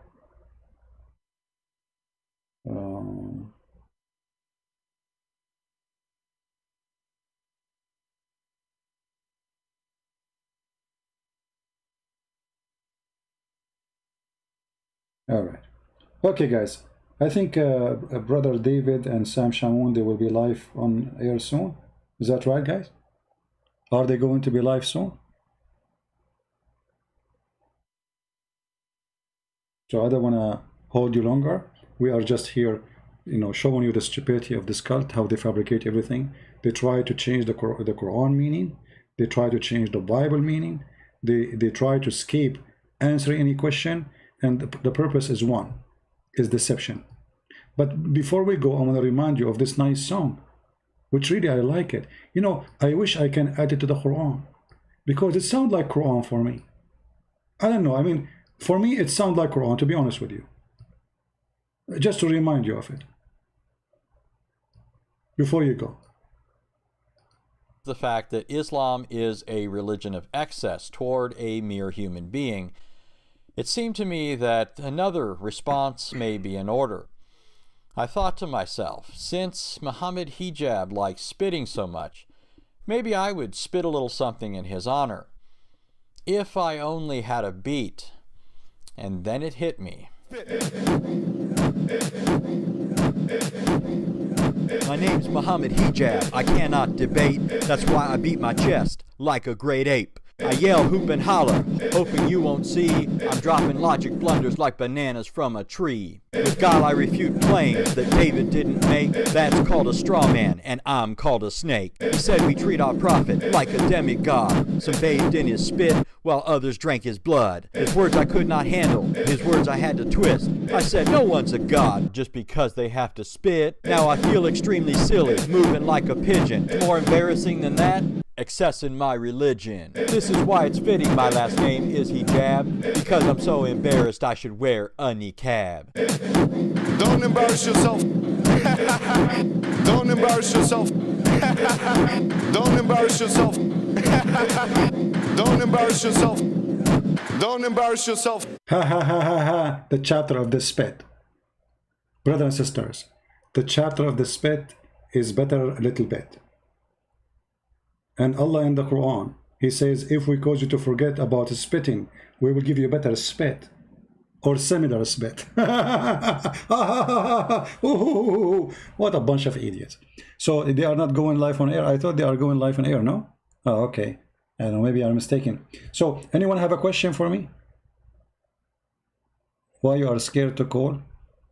Nima, you see, people, they say to me, why you say some words which you should not say? I mean, you guys, you tell me, should I say to him, get lost? I have to say so. Get lost. I opened Skype for you, you coward, and you said I need to make an account, and you never call me, and we are laughing. And now you are saying, coward, son of Muta.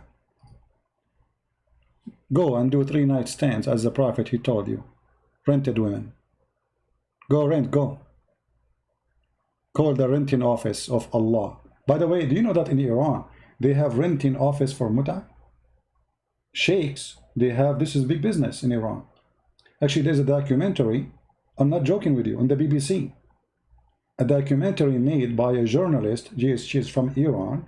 She went to Iran and she she recorded her documentary secretly. And she showed how the business of Muta run. You can, I don't know what the name of the documentary, but you can search it. How women in Iran, especially poor women, you know, it's prostitution, but it's legal. It's legal prostitution. You go to the sheikh, you need money. You go to the sheikh, you say, I want to offer myself if you have a customer. The sheikh, he offer you, other guy, he come to him. He says, do you know have a woman, she want to do muta? The sheikh, he take commission, and he rent you the women.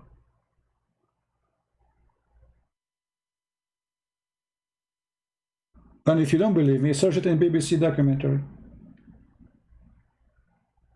I don't remember the name of the video, so I can give you the name, but I think it's very well known. A lot of people saw it already.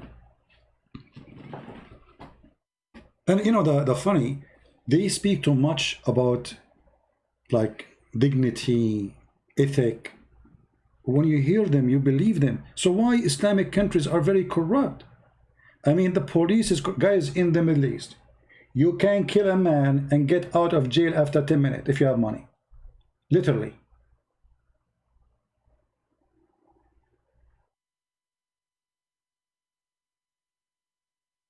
Right? This is the truth. Something about the naked king. What is that a story? Well, if you have my book, you can read about the naked king. But you know, when Yasser Qadri, he said about the naked king, he surprised me, by the way, by saying that, because the naked king is about a stupid king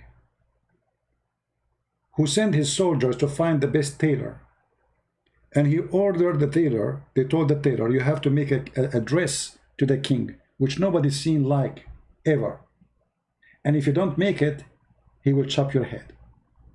So the tailor, he don't know what to do. I mean, what if you don't like it? So he told the king, I am going to make a dress no one have ever liked it before.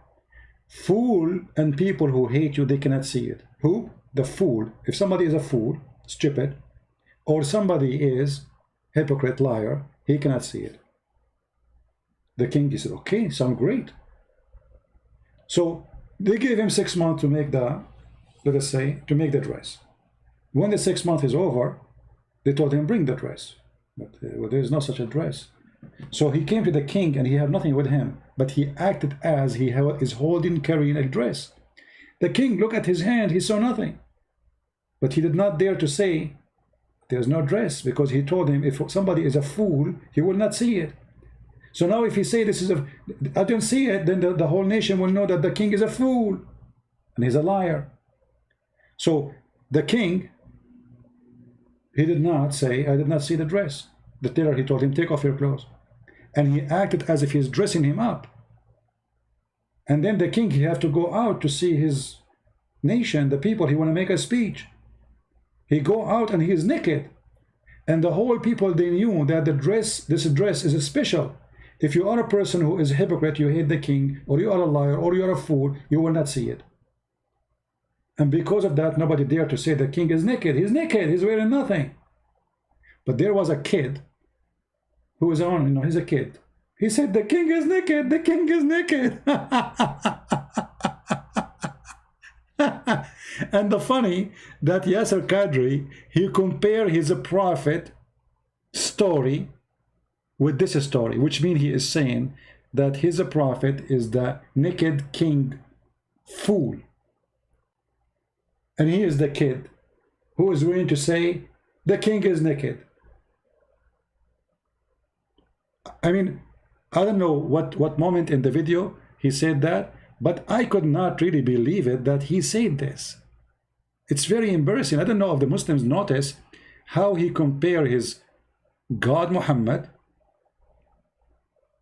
Where is the video? Let's see if here, I think in this part here. On Yasser Qadri's channel, what good would removing part of it from yours be? Do you really think that'll work? But I know what Hijab will say. We did this because we didn't want to confuse the masses. Muslims don't need to know about Quran preservation. It'll hurt their iman and cause more doubt. Like Yasser Qadri said, it's not wise to discuss these issues in public. Better we keep it behind closed doors. There was even a bigger bombshell that came later. And by the way, this is now a well-known open secret amongst many Muslim graduate students and academics around the world. And this is well known. Traditional understandings of ahruf and qira'at cannot answer some of these pressing questions that are now being poked by our people outside of, by our academics, by their academics outside of the faith tradition. You see, in a Muslim environment, there's always some respect that we have for the Quran. We should. In a Muslim environment, we'll press a little bit and then we'll say, okay, khalas, sami'na wa ata'na. And that's great, alhamdulillah. When you go to academia, they don't have that red line. And they're going to just, the famous story of the emperor with no clothes. They're going to just point out, no, that doesn't make any sense. Well, that's not true, and this and that. Did you see it? Did you hear it? Did you hear what he said? Did you hear what he said? He mentioned the king with no clothes. They don't have that red line. And they're going to just, the famous story of the emperor with no clothes. They're going to just point out, no, that doesn't make any sense. See? Did you see what he said? I really could not believe it that he is quoting something written in my book about the naked emperor. calling his prophet the naked emperor, and those people, they have no red line. They will say he's naked. This is what he said.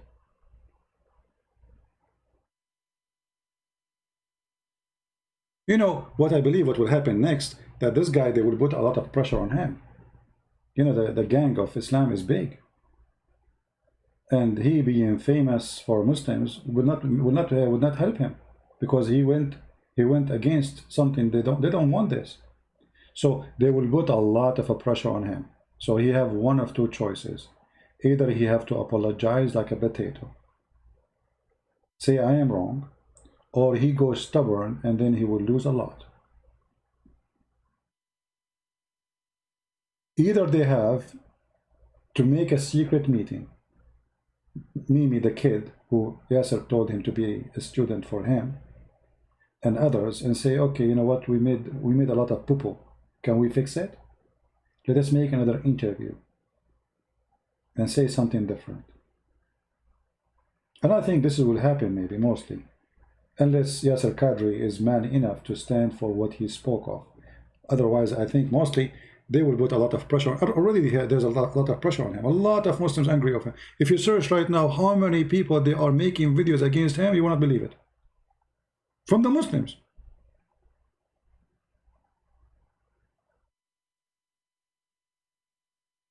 Why? Because he said what they don't want him to say.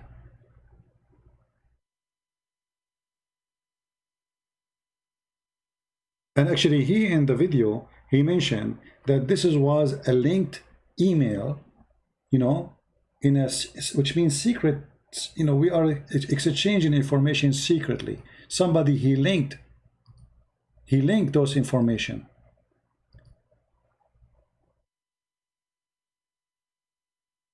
If we go here, let us see where he mentioned that. I don't know if it's in the beginning. Obviously, and everything, all whatever broke loose. But again, this was not something I brought up in public, and I would never bring it up in public. And I don't think it is wise to bring it up in public. Every single student of knowledge knows, who studies Ulum al-Quran, that the most difficult topics are ahruf al-qira'at. Yeah, but how this is became in public? He sent emails to the Muslims, and one of the Muslims, he leaked the email to public. So everybody will see that Yasser Qadri is teaching that Quran is a fraud. Hafs and Asim and so on, Munazzil, meaning revelation from. It was in the beginning? Well, isn't it, this is the beginning here? Hold on, let's see. I think this is the beginning. From Allah. Here is what Yasser Qadri said. So one of the brothers, he did something, again, unethical. He was expelled from the list, and the list was basically banned because of that, stopped because of that. He couldn't refute to my argument, so he sent it to one of your madkhalis in England. And so then, of course, this madkhali gave it to the other one, and so obviously, everything, all whatever broke loose. But again, this was not something I brought up in public, and I would never bring it up in public. He will never bring it up in public, and for sure they will blame the Jews for this. But anyway, if you remember, guys, before, the Muslims always, they betray each other, and in outside they show unity, but behind doors they threat even each other to kill each other. If you remember the email, let me see if I can find it. I thought David Wood and Sam Shamoun will come live, but as long they are not, let us see if we can find it.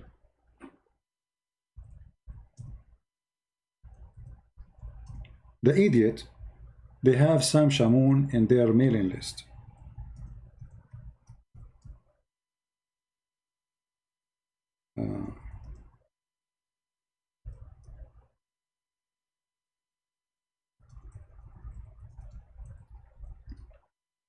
And they were sending the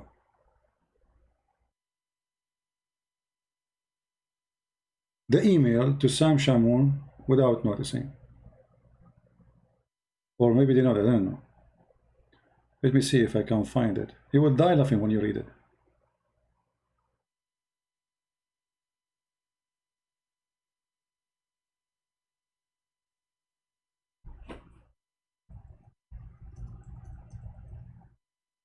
They were talking about how Sam Shamoun, he humiliated he humiliated Nader Ahmad, how Nader Ahmad get spanked by me. But in public, they don't say that. They say the opposite.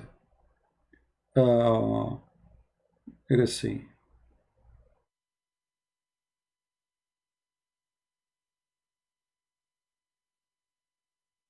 I'm trying to find it.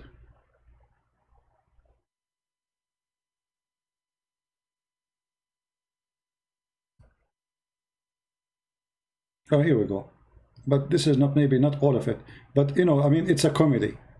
I don't know if I should show you this, but let us laugh. Okay, this is an email. The Muslims are exchanging the same as the email they do with the Yasser Qadri. Behind the doors, there is a fight. In the front, they say, you know, we are against Christian Prince, we are against Sam Shamoun, we are against David Wood. Look at this. Here, the Sam Shi publish. This is a reply with Sam Zawadi attempt to salvaging his false prophet, etc. Okay. Now, hello, he's calling. This is here. He sent it to from Sami Zattari, sent to Joshan Kataz. Okay. Here, this email is from what? From Sami Zattari, sent to Nader Ahmad. Okay. What the email? Hey, Sam Shamoun, that on the BC, etc. So, like, you know, name calling, etc. But let's continue. And all of this is shared. They are sending it to Sam Shamoun. I mean, stupid. I mean, look how stupid they are. Sami Zattari, he sent this to Sam Shamoun. Okay, this is from Sami Zattari to Sam Shamoun again. This is from Sami Zattari to Sam Shamoun. Maybe this is not the page we are looking for, but let us see. From Sami Zattari to Nader. Look at this email. Let's read this. On a side note, that what is funny about this, that is Nader come to me and saying he want to work with us, answering Christianity.com. Now when we all, suddenly he sees something he does not like. He immediately says he is ignoring me and denying all contact with me. So here they start slandering each other, okay? All right. In fact, Nader is trying to make this debate not happen. Debate between whom? Between him and Sam Shamoun. But they are saying that Sam Shamoun is running away. But inside, behind the doors, they are saying, look, it says here, he is running from the debate since he sees that Sam is very serious to go through with it. But in public, they say the opposite. They say Sam Shamoun is running. But the email they are sending to each other, they are saying that this kid is running away from Sam Shamoun. All right. Please, Nader, don't waste your time ever again to show how lame you are. Okay. I mean, read.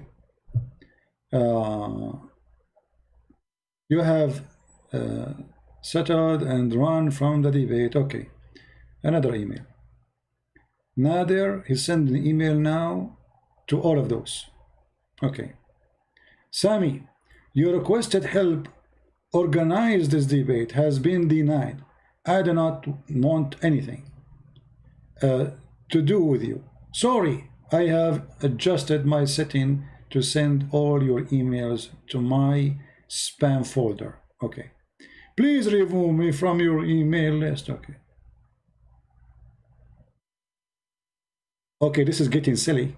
Sami Zattari saying to Nader Ahmad, you don't know who or what I am? Excuse me? All this is taking place because I brought you and Sam together in one room? Anyway, so I mean the email, and later they start threatening each other. I want to fight you, I challenge you, I have a black belt, I'll break your hand, I want to break your arm. I mean, things go so crazy. They want to, okay, hold on. You coward, to meet me face to face, especially considering how you run from your tail, with your tail. What?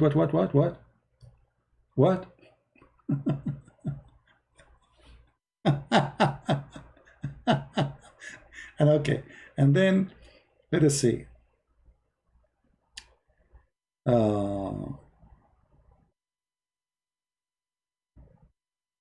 mean, the emails are really funny. Here, Sami Zattari sent an email to Nuno. Just to remind you all that Nader Ahmed was supposed to be debating Sam Shamoun. I'm surprised how people forgot about this. As you can all see, Nader has been running all from this time. Nader did not think we would forget. Okay. Islam Life, he sent an email to Nader Ahmed. I don't know who this Islam Life. Assalamu alaikum. Okay.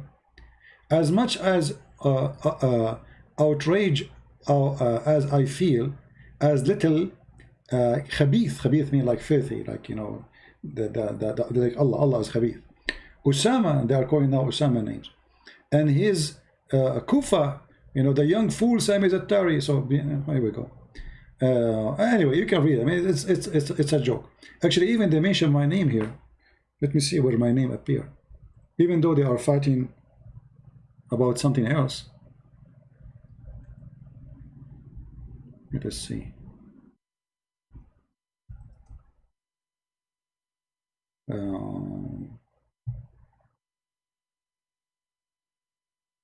Here we go. Sami Zattari is a person who claimed that he want to debate me, and I don't know much about Islam. Look what in their email they say. All I know about what Sam did to Usama, but what we don't know is that the Christian prince also smoked around Sami and exposed him very badly, but not before insulting the Prophet Muhammad and Islam. In fact, Sami is so ashamed of it, what the Christian prince did to him, that he is hiding the debate, and he refused to show anyone the debate. Do you see? This is in their emails. In their emails, they spank each other. Oh, Christian prince, he spanked you. He left his 5 fingers mark in your bum. Do you remember when Sam Shamoun, he made a joke of you? Do you remember when... this is what they talk about. Look, this is their email.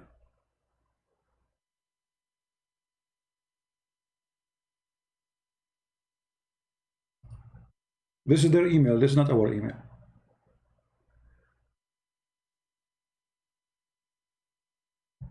But in public, Sam Shamoun, he does not know anything about Islam. They are ignorant, you know. There's a Christian prince. Anyone can debate Christian prince. Look at this. This is, again, they are mentioning my name. To talk honestly here, our list of losers. Nader lost his debate with Sam Shamoun, and the debate should be removed from his side.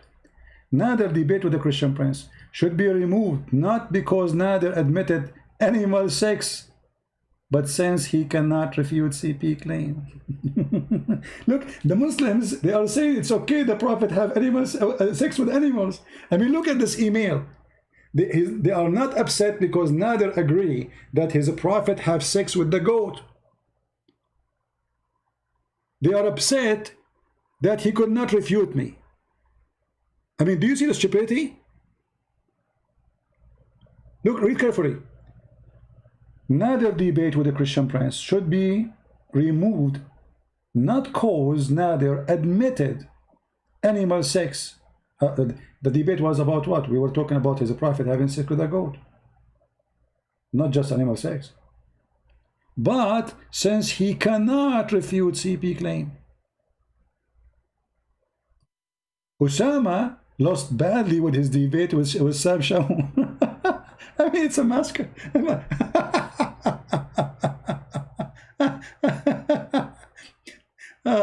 And look here, Sami Zattari is answering. Very stupid indeed. He claimed Christian prince humiliated me.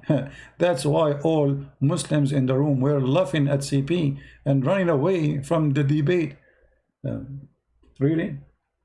Do you remember, guys, the guy who I told you, I told him to read, to show me a proof that your prophet is against gays? Do you remember? That is the kid. So the stupid, he went and he quote the hadith which I want. But if I showed him the hadith, he will refuse it. He will say this is da'if. So I asked him, are you sure this hadith before you read it? No, no, before you read it, please. Are you sure this is sahih? He said, yes, it's sahih. Are you sure? It's sahih. And then when he arrived where it says that the Prophet, he have a gay in his house, he fly. So anyway, this is what happened behind doors when Muslims, they have a private conversation. You've been busted by a Christian prince. You've been humiliated by Sam Shamoun. But in public, they are victorious. Right?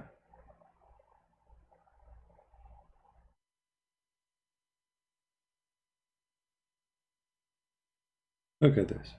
What a bunch of kids. Do you see the video of Mufti Abu Layth in the UK laughing in that? They are laughing from pain, my friend. They are laughing from pain. You see those people, they laugh just to cover the pain. The laugh here is a laugh of pain. Do you think later they will regret that they are laughing at Yasser Qadri, because Yasser Qadri later, he will try to fix it. And then all those videos, they will take it down. They will try to hide it. See, all those they are attacking now Yasser Qadri, later they will try to hide it. They will be ashamed of what they did. But this is how the Muslims are. This is how they are.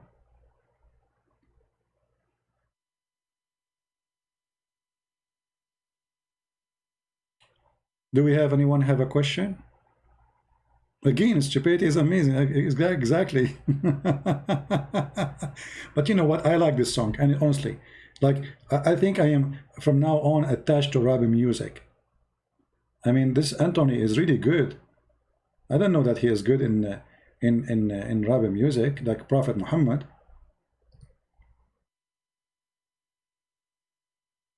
That another response may be in order.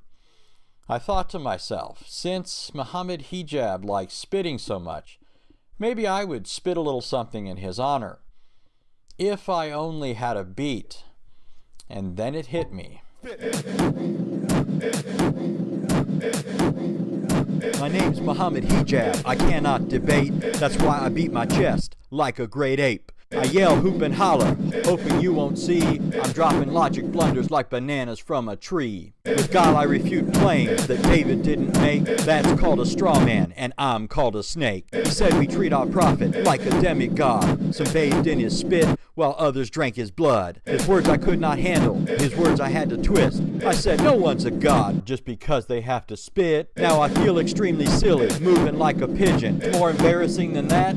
Excess in my religion. This is why it's fitting my last name is Hijab, because I'm so embarrassed I should wear a niqab. Don't embarrass yourself. Don't embarrass yourself. Don't embarrass yourself. Don't embarrass yourself. Don't embarrass yourself. I mean, the name of the chapter of the spitting. Just add it in your book. Don't embarrass yourself. What an embarrassing religion. Do we have any Muslim want to say anything? Any Muslim want to say anything? Anyone?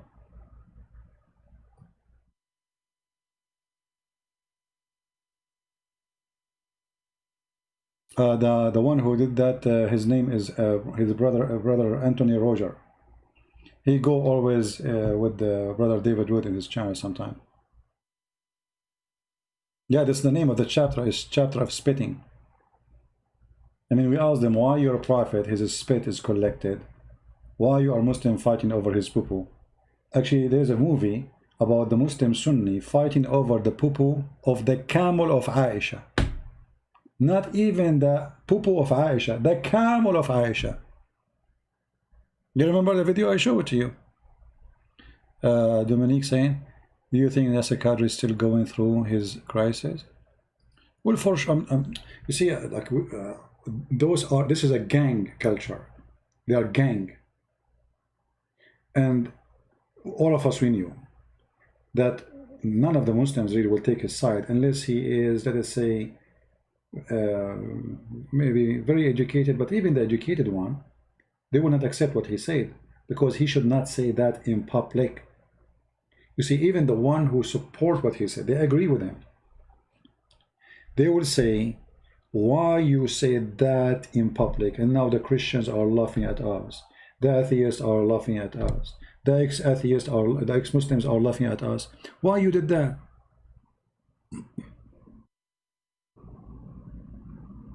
So even the one who understands very well his point of view, that yes, the Quran is not really preserved, it's a stupid book. Even though in the video he says, by the way, no, we Muslims, we accept the Quran is from Allah. But when the guy asked him, when the video editor, previously named Mimi Hijab, he asked him, if we give you a blank mushaf, which means a book, are you going to write the same Quran or not? He said he could not answer. So you believe in which Quran? If you cannot write the Quran, if you do not accept that we can now have a preserved Quran and we can write it down in a blank page, so what Quran you believe in? He said, we believe in the Quran. The Quran is sent from Allah. There's no question about that. What Quran? You just refuse to write it down. You just refuse to accept which one. Do you see the problem? He told him, if we give you a blank page to write the Quran down for us, it is a problem. He refused. He said, I cannot do that.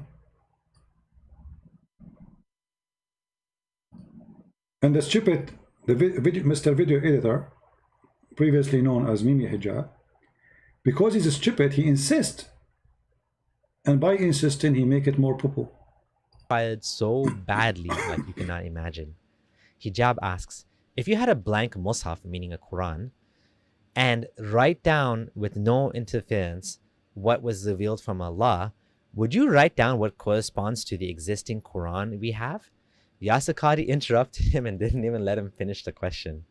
Ask you one question to try and make this as specific as possible. I think if I were to give you a blank mushaf, yeah, and tell you to write what is munazzal verbatim from Allah into that mushaf with no human interference, would you write something which corresponds? It's not an easy answer. It's not an easy yes or no. It is. It's not an easy answer. Like, what are you talking about, you idiot? We cannot write the Quran. We don't have it. You see, if Yasir Qadhi, maybe many people do not understand until now, what happened? What happened, he just admitted that they don't have a preserved Quran. This is why he cannot give this is not an easy answer. I cannot write it down again. It cannot be written. We don't have it. Otherwise, he should say, sure, we can write it. We have the Quran. Give me an empty paper now. I will write exactly what is in my head as example, and it's going to be the same Quran. He refused to say, yes, we can do that. It is not an easy answer. With no human interference, would you write something which corresponds? It's not an easy answer. It's not an easy yes or no. It is enough for the Muslim to believe that the I think Quran this should is be an easy yes or no, though. Yes, Khadi. I have to. And look at the Mimi, video editor. And should be yes or no. Should be yes. He's telling him what to say. He's trying. You know, if Yasir Qadhi was sitting next to Mimi Hijab will step in his shoes. He will step in his foot. Idiot, what are you doing? You should say yes. So Mimi Hijab, okay, sorry, the video editor, he was expecting the guy to understand the trick. Okay, you said something before. Can we fix it now? If we give you a blank book, and we say write the Quran, you can do it, right? He was not expecting him to say no. So he wanted to fix it. He made it blind. And now he is telling him what to say. It should be easy. It should be easy. But by pushing it, he got himself more in the corner. Correspond. It's not an easy answer. It's not an easy yes or no. It is enough for the Muslim to believe that the I think Quran this should is be an easy yes or no, though. It should yes, be. I have to. Okay, very, very. And look, suddenly he's not calling him Dr. Yasir Qadri. Suddenly he is calling him Yasir Qadri. What happened to Doctor? What happened to Sheikh? Mimi Hijab, sorry, previously Mimi Hijab, the video editor. Now he is disrespecting his master, the one who have tons of interview asking him what to do as a Muslim, and now he is calling him by his name and saying to him it should be easy answer, should be yes or no. And the guy, he says to him, very well. So, yeah, Muhammad, after we get off this phone call, me and you, let's have a number of discussions. No problem. Why you want to do it now? Because people will laugh at us. So imagine what will happen in the back door conversation. Why this conversation cannot be for all Muslims? What kind of religion? It's not for everybody. Why we need to discuss behind doors? Is it a secret? Yes, it is a secret. It's embarrassing. You see, the second you start hiding things, it means there's something wrong. Even if it's not wrong, by the way, there's some kind of shame. Like, as an example, a man and a wife, they do sleep together, right? It's not wrong, but it's a shame to expose yourself to the public, right? So even if the act is not wrong, you hide when it is shame to be in public. Like being naked inside your house is not wrong, but being naked outside the house is wrong. It's a shame. So when you decide to say, wait, let us bring it inside the door, we cannot have it in the street, it means there's something shameful and you are trying to hide. There's nakedness. You don't want to expose your aura, your private part. And this is the Quran. The Quran is a private part. So let us not to go there. And the stupid Mimi, video editor, previously known as Mimi Hijab, he keep insisting. And the more he insists, the more he goes stupid. Yasser admitted that the word of the Quran is created. No, all the Muslims agree in that. You know, if you are a Muslim, you agree that Quran is created, they will kill you. One of the caliphate, he slaughtered a man in the Eid, in the holiday, in the mosque, like a sheep. Why? Because he is a sheikh. Because he said the Quran is created. So until now, all Muslims agree that if somebody says the Quran is created, he should be killed. It's like saying Muhammad is the prophet. This is how big it is. So for sure you have to admit, no, this is not the question. All of them, they agree. And here you find another stupid thing. So how the Quran is created, yet it's from Allah. So how you say it's from Allah is if it's not created by Allah. I mean, how this is work? If you come to me and you say this table is from China, but it's not made in China, okay, is it imported? No, it's not created. Okay, so China did not create this table. Where this table is coming from? This is why he says there's holes. This all is holes. How in the world you come with such? I mean, this religion is the most stupid religion.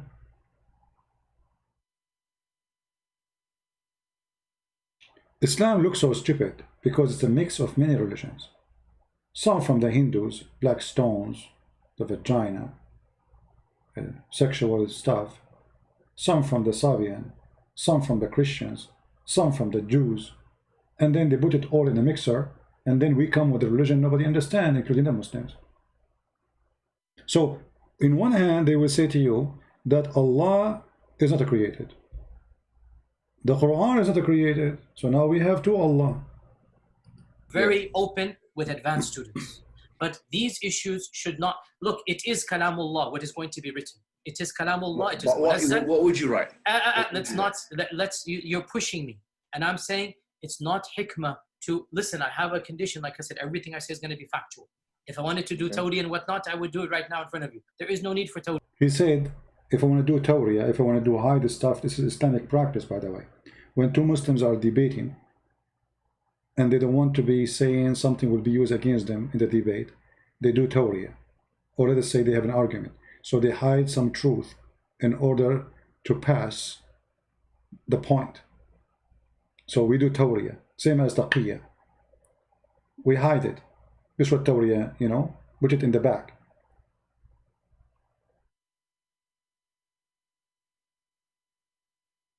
He will become apostate? No, this guy, he make living from his business. I mean, what are you talking about? This guy, without being a Muslim, what he will be? The Quran is the uncreated speech of Allah. The Quran is preserved. So hold on. You see, guys, it is any created speech. Okay, how it is a speech and it's not a created? I mean, what kind of philosophy this philosophy is?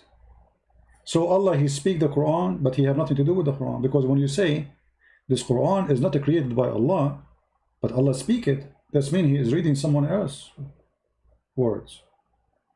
And the question now will be, is the Quran exist by itself? Which means regardless if there's Allah or not, Quran is there. See the stupidity? Guys, give me a second, just I want to get some water. My throat is dry because I was doing rap music, as you know.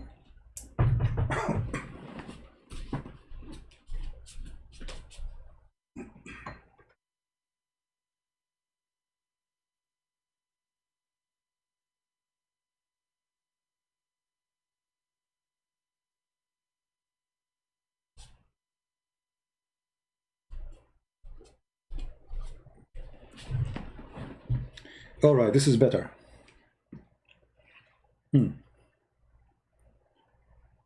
Yeah, always I do rap music. Are you kidding me? I make Quran too. You know, isn't it me who said in the year of the spoon? Don't ask me what is the year of the spoon. I mean, it's the next year after the year of the fork. That Muhammad, he used to eat by fork and he enjoyed his pork. And he says to the potato, this was made as tomato. And then after he pray, he forget what to say. And then when he say ask Allah, he say, I forgot to say inshallah. And this is why he did not give me a baby. And this is why Muhammad Hijab became so creepy. Here we go, we have Quran.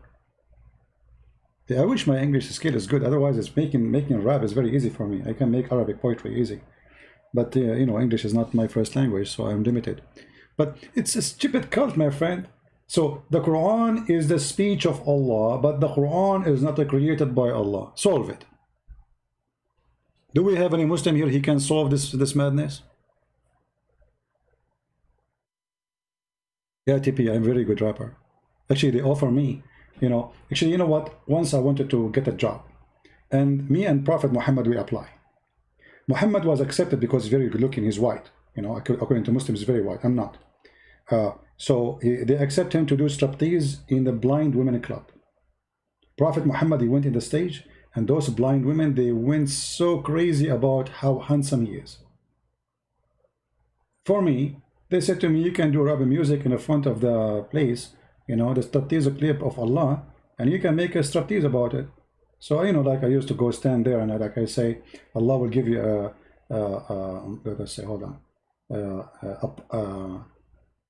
upon a tree, and that will be your private part. And you will not pay any fee to get that long, which is going to arrive to any part. Any part in the world is going to be in what? This is getting so sexual. Sorry, I cannot continue. That's too much. Yeah, Prophet Muhammad, he worked. I mean, he's very handsome. He's very good looking, brother. Did you remember the video about the guy? He's talking about a man. He was walking at night, and he saw the Prophet, and then he saw the moon, and then he looked at the moon, and then he looked at the Prophet, and he looked at the moon, and he looked at the Prophet, and he looked at the moon, and the guy, the sheikh, when he's talking, he's like almost crying, and he looked at the moon, and he looked at the Prophet, and he looked at the moon, and he looked at the Prophet, and he looked at the moon, and he looked at the Prophet, and the Prophet face is more white than the moon. What?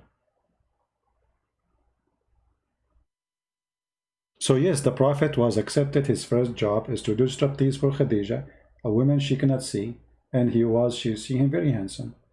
You know, you know the story of Muhammad, by the way, when he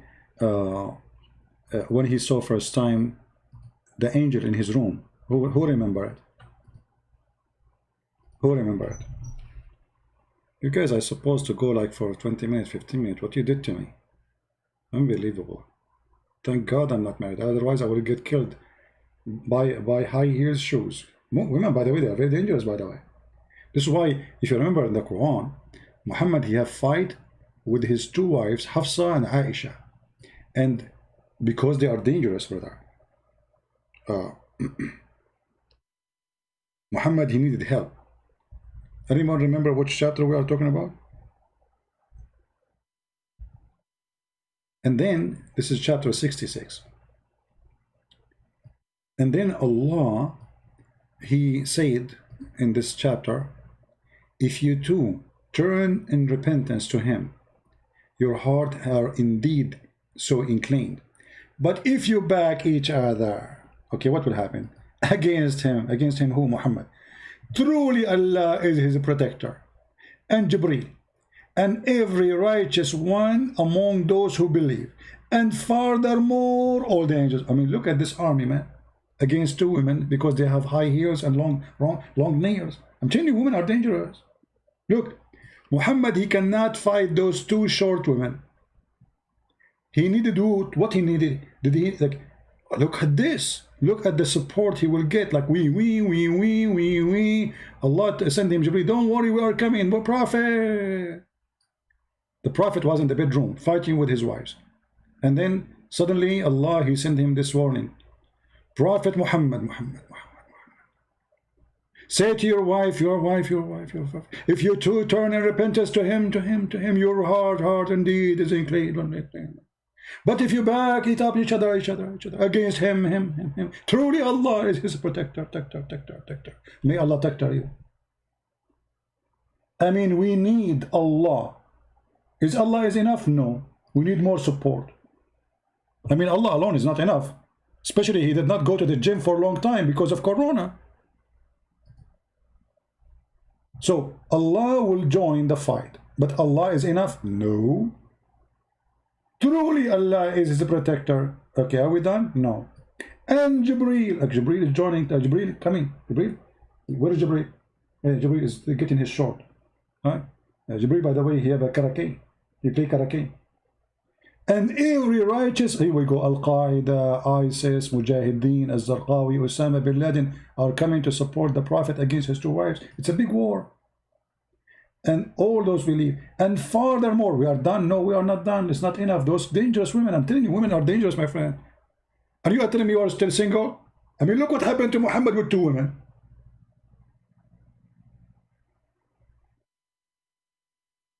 I mean, this, and the funny, the Muslims, they say that George Bernard Shaw said in one of his books that if the Prophet was exist today, he can solve all the problem in the morning while he is drinking his coffee. Where we can find that in the books of Bernard Shaw? We cannot find it. It's a fabrication. So your Prophet, he can solve all the problems in the morning while drinking his coffee, to the point he could not solve a problem inside the house, and he needed the support of Allah and Jibreel and every righteous Muslim, and furthermore all the angels. Do you see it?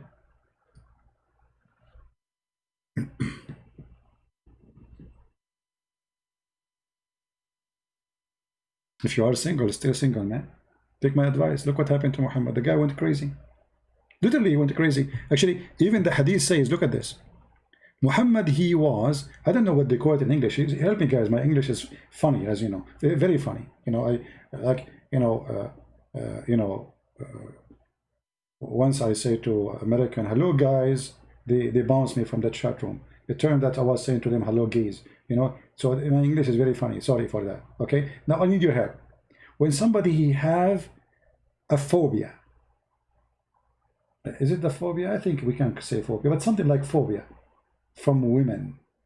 What he do? He want to sleep with them, but he cannot. So look what happened. I'm just trying to explain my point, brother. If we go here, we will find what happened to Muhammad because of the phobia of women.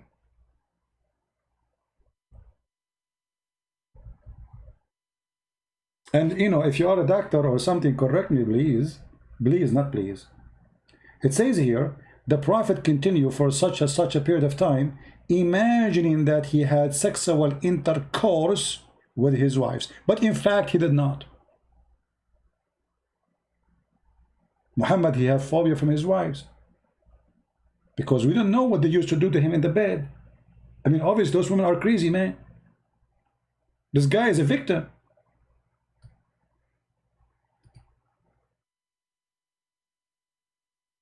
I can imagine that Aisha, she grabbed him from his hair. Hafsa, she grabbed him from his nipples. And they drag him to the bed. And the guy, he don't want to have sex. And they force him into sexual temptation.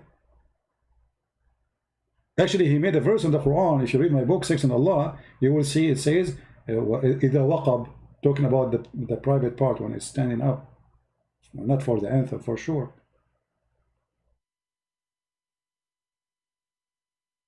بدك ضلك عزابي تتخلص من عذابي. Amelia, she is singing for me in Arabic. I will tell your mom about what you said. Why you want me to stay single? Okay, you don't want what happened to Muhammad to happen to me, huh? Okay, now listen. What kind of a prophet? I wish Yasser Kadri can answer us about this, because he will say, please don't go there, brother. It's not wise to speak about this topic. A prophet of God, protected by Allah, he was bewitched according to Muslims, and he imagined himself having sex, but in fact he did not. Why? What happened? Any Muslim can tell us? See, this timing is not good for you guys, huh? Only 541 people here. What happened?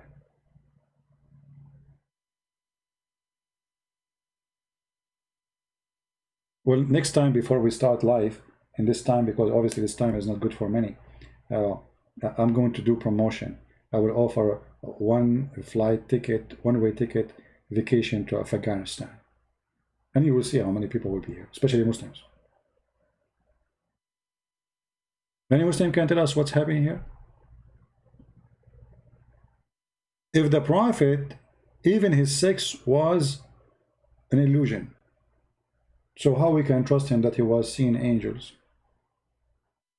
This guy, he was having sex with who when he imagined himself having sex? Because he was having sex, but with who?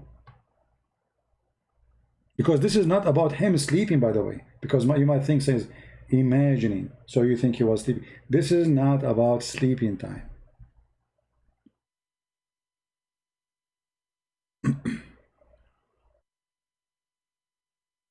You cannot leave the pillows around Muhammad. God knows what they have in them. Anyone have any comment from the Muhammadan?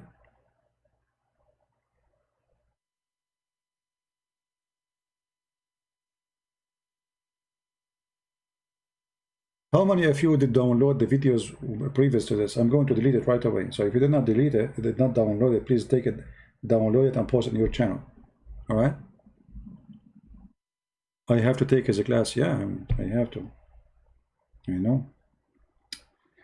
I need to first to take a class to learn Arabic, because Muslims, they say I do not know Arabic. And the funny, all of them didn't know Arabic. I mean, it's starting from his prophet.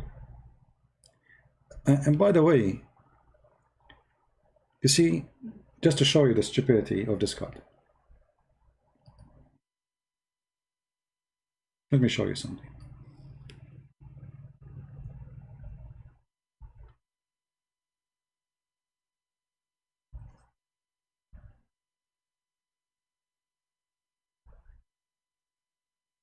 Chapter 2, verse number 78, it says that those who do not know the book are illiterate. Does it say that? Take a note. Chapter 2, verse number 78 says, the Quran says, those who do not know the book, book of what? Book of God, which means they are pagan. They are illiterate. So the word ummi in Arabic is about those who they are pagan. And Muhammad in the Quran described as ummi. What ummi mean? The book in front, the Quran in front of you. They know not the book. That's what ummi mean. if you change the translation, if you don't like this translation, which is funny, by the way, translation is not good, but you can change it. Maybe we can make it more clear. Because speaking about illiterate.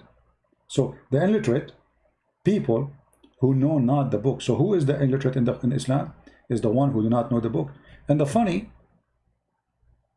the Quran call us people of the book. Did you notice? So how the Muslims are asking us to go and learn, and their book, stupid book, calling us people of the book, while they are called ummiyin, which mean ignorant, illiterate. They do not know the book. Until now, the Muslim, they call us the people of the book. In chapter 3, verse number 20, and here you will see the stupidity of those who try to explain Islam and say to you, Muhammad do not know how to read. The Quran never spoke about Muhammad do not know how to read. The Quran speaks about Muhammad being pagan. He is illiterate about the book. He do not know the book. Read carefully. So if they dispute with thee, say, I have surrendered my will to Allah. This is what Islam means, surrender, not submission. And whoever follow me, and say those who have been given the book. Have you surrendered?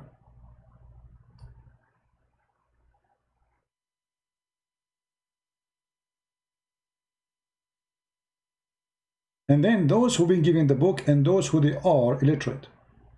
Have you surrendered? So the Quran divide mankind to two. People of the book, this is us, and people who they are pagan. Chapter 3, verse number 75, it says, and the people of the book says, or some of them, you can trust them with a lot of money, and they will restore it. And some of them, they don't. And then he says, some of them, they say, there are no way over us as the common people. They speak falsehood. Actually, translation is bad. It says here, لَيْسَ عَلَيْنَا فِي الْأُمِّيِّينَ. It's not important for us to speak with those ignorant. Who is the ignorant? The pagan Muslims.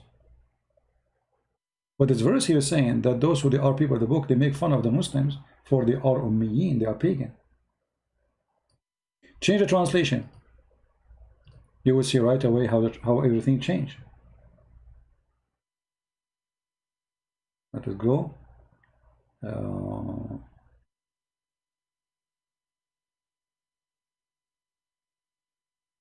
You see here how the word disappears suddenly in the other translation, and look between two brackets they say the illiterate and they put the word Arab, but that will be stupid to say because that means all the Arab are illiterate, and that can't be true. Well, isn't it the Arab Christians are Arab too? But you call them people of the book. So here they say the people of the book, and those are the Jews and the Christians. And the funny, the Muslim, they keep saying to us, your book is corrupted. Yet, so why the Quran call us people of the book if we don't have the book? Here you see the stupidity is double. Because if somebody, let us say a guy, he used to have a car, and now he don't have a car. You call him the guy with the car? How stupid are you? So they call us people of the book until now, but they claim we don't have a book, so why you call us people of the book? In the top of that, the verse confirms that we are people of the book, and they are, all of them, the Muslims, are the illiterate. And here they add in a word between two brackets, the Arab. Well, yes, the Arab, but those are the one, the pagan, who like Muhammad, not all the Arab, not the Arab Christians.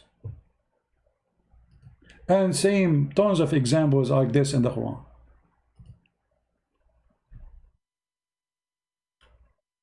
Do we have any Muslim have any comment? Any Muhammadan? Anyone?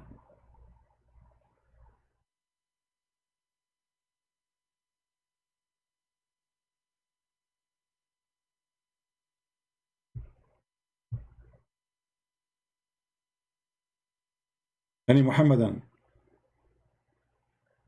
Nothing? Alright guys, I think we have enough for today. Don't forget to subscribe to our channel if you like it, and remember, I don't keep my videos in my channel, so I take them right away off. I will keep this one maybe for a few hours, The one before it, I will take it off immediately. So if you did not download a copy of it right away. Before we take it, after I finish right away here, I'm going to click delete and it's going to be gone. So download your copy, share it, and those, I heard some of those who they are downloading my videos, they are flagging other Christians for copying the videos, claiming that this is their own. And why? Maybe because he just added a translation. Shame on you to do that. That's mean you are doing business. And if you are doing a business and you think you can flag somebody because you added a translation subtitle to the video, I will flag you. We gave it to you for free.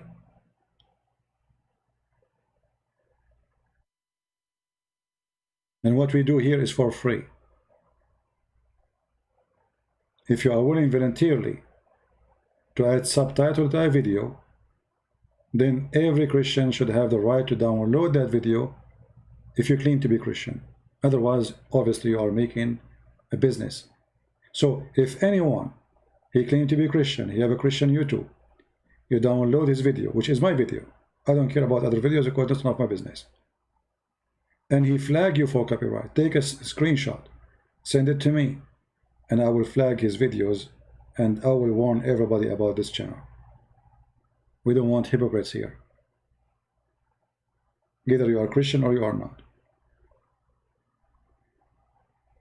If you are a Christian, you should not mind people copying the video and spread it all over. But if you are here to do business, maybe to get some click, to get some advertising, that is a different story. Like Muhammad Mimi Hijab. All right? So, I want to say thank you for being here. I pray that the Lord will give you good health, all of you. And I pray that the Muslim, they will see the truth and the truth will set them free. We are not against the Muslims. We are against Islam. We are against liars who they are deceiving Muslims, making them believe that they have religion. You don't have religion. You have nothing. Islam is a collection of cults. One from the east, one from the... Actually, even your God, he thinks there's two east and two west. Have you ever heard of a God? He says he is the Lord of the two east and the Lord of the two west. Why? Because Muhammad, he saw that there is the sun set in two different locations, one in the winter and one in the summer. So he thought there's two lords, two east and two west. How that can be? For this is a silly, uneducated man claiming something he don't have.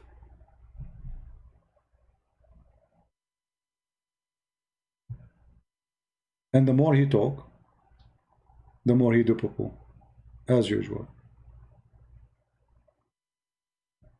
So I hope to see you all soon, and may the Lord, the Messiah, keep you all safe from all illness, corona, diseases, violence, finance problems. May the Lord, take care of us. And remember always, don't depend on yourself. Those who depend on themselves, they are lonely. You work. The Lord, he says, go work. The Lord, he says, do, and I will do with you. Work, and I will work with you. But don't be alone. This is the difference between a believer and disbeliever. A believer, he is not alone, and will never be. Even when you are dying, you are not alone. And that alone will give you an amazing comfort in your heart, in your mind. All of us, we have a stress. Don't think that somebody in this earth don't have a stress. Don't think if you are poor, that's mean the rich, he have no stress and you don't. You do. The stress is a change, or changing depending on who you are, where are you. A human being always is not satisfied. God, he put him in heaven, he is not satisfied. He gave him literally heaven. He don't do anything except being with his wife, eating fruits and nice food. Still he is not satisfied. He wants more. So what happened to us every day, it's what happened to Adam every day. Adam in heaven was stressed. He want more. Unhappy. Don't be Adam. the unhappy person who was in heaven. For God, he gave you a lot of a blessing in your life. Today, as we speak, you will find out how many blessings you have around you. If you are poor and you have a child, that's amazing, beautiful. It's a gift from God. If you have a roof in the top of you, that is a blessing from God. There's people, they are sleeping in the street, literally. If you have a piece of a bread in your table, that is a blessing from the Lord. There's people, they dream to have it. If you are free, that is amazing blessing from the Lord. There's a lot of people, they are sex slaves. How disgusting.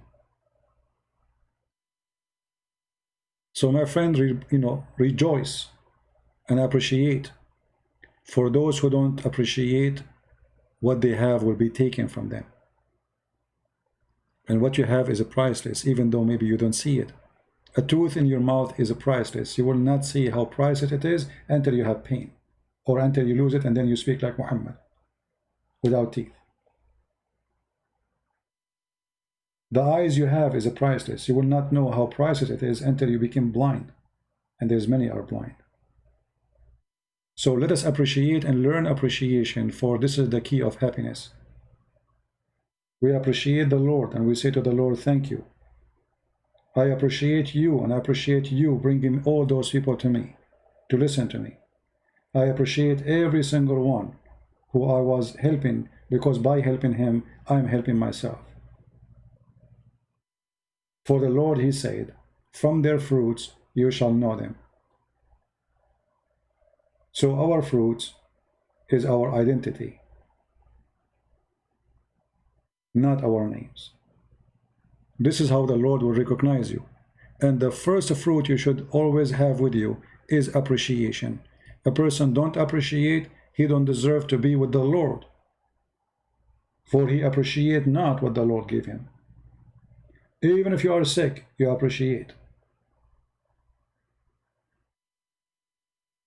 And time will tell you what we are talking about. Happiness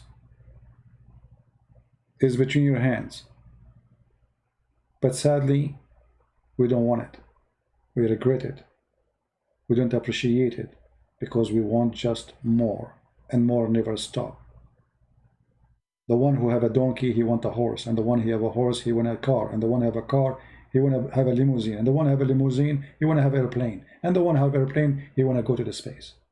And then after you go to the space, where you want to go? You want to go more. That is the nature of the human being. Don't be that person, for you will be unhappy all your life. You will be jealous from people who they have more than you have. Unhappy again. A person who appreciate, he have a treasure nobody have. For he is happy with what he have. Appreciate having a husband, he love you. Appreciate a wife, she take all the stupid things you do. Appreciate the children, who they are the gift of God given to you. Appreciate a piece of bread. For not everybody have it. Thank you all, and may the Lord bless us and help us to understand better, to see better, and to take our blindness away and give us the vision to be wise, smart, diligent, vigilant, excuse my funny English, and to be fruits. And the fruits should be delicious. And this is who we are. Thank you. God bless you.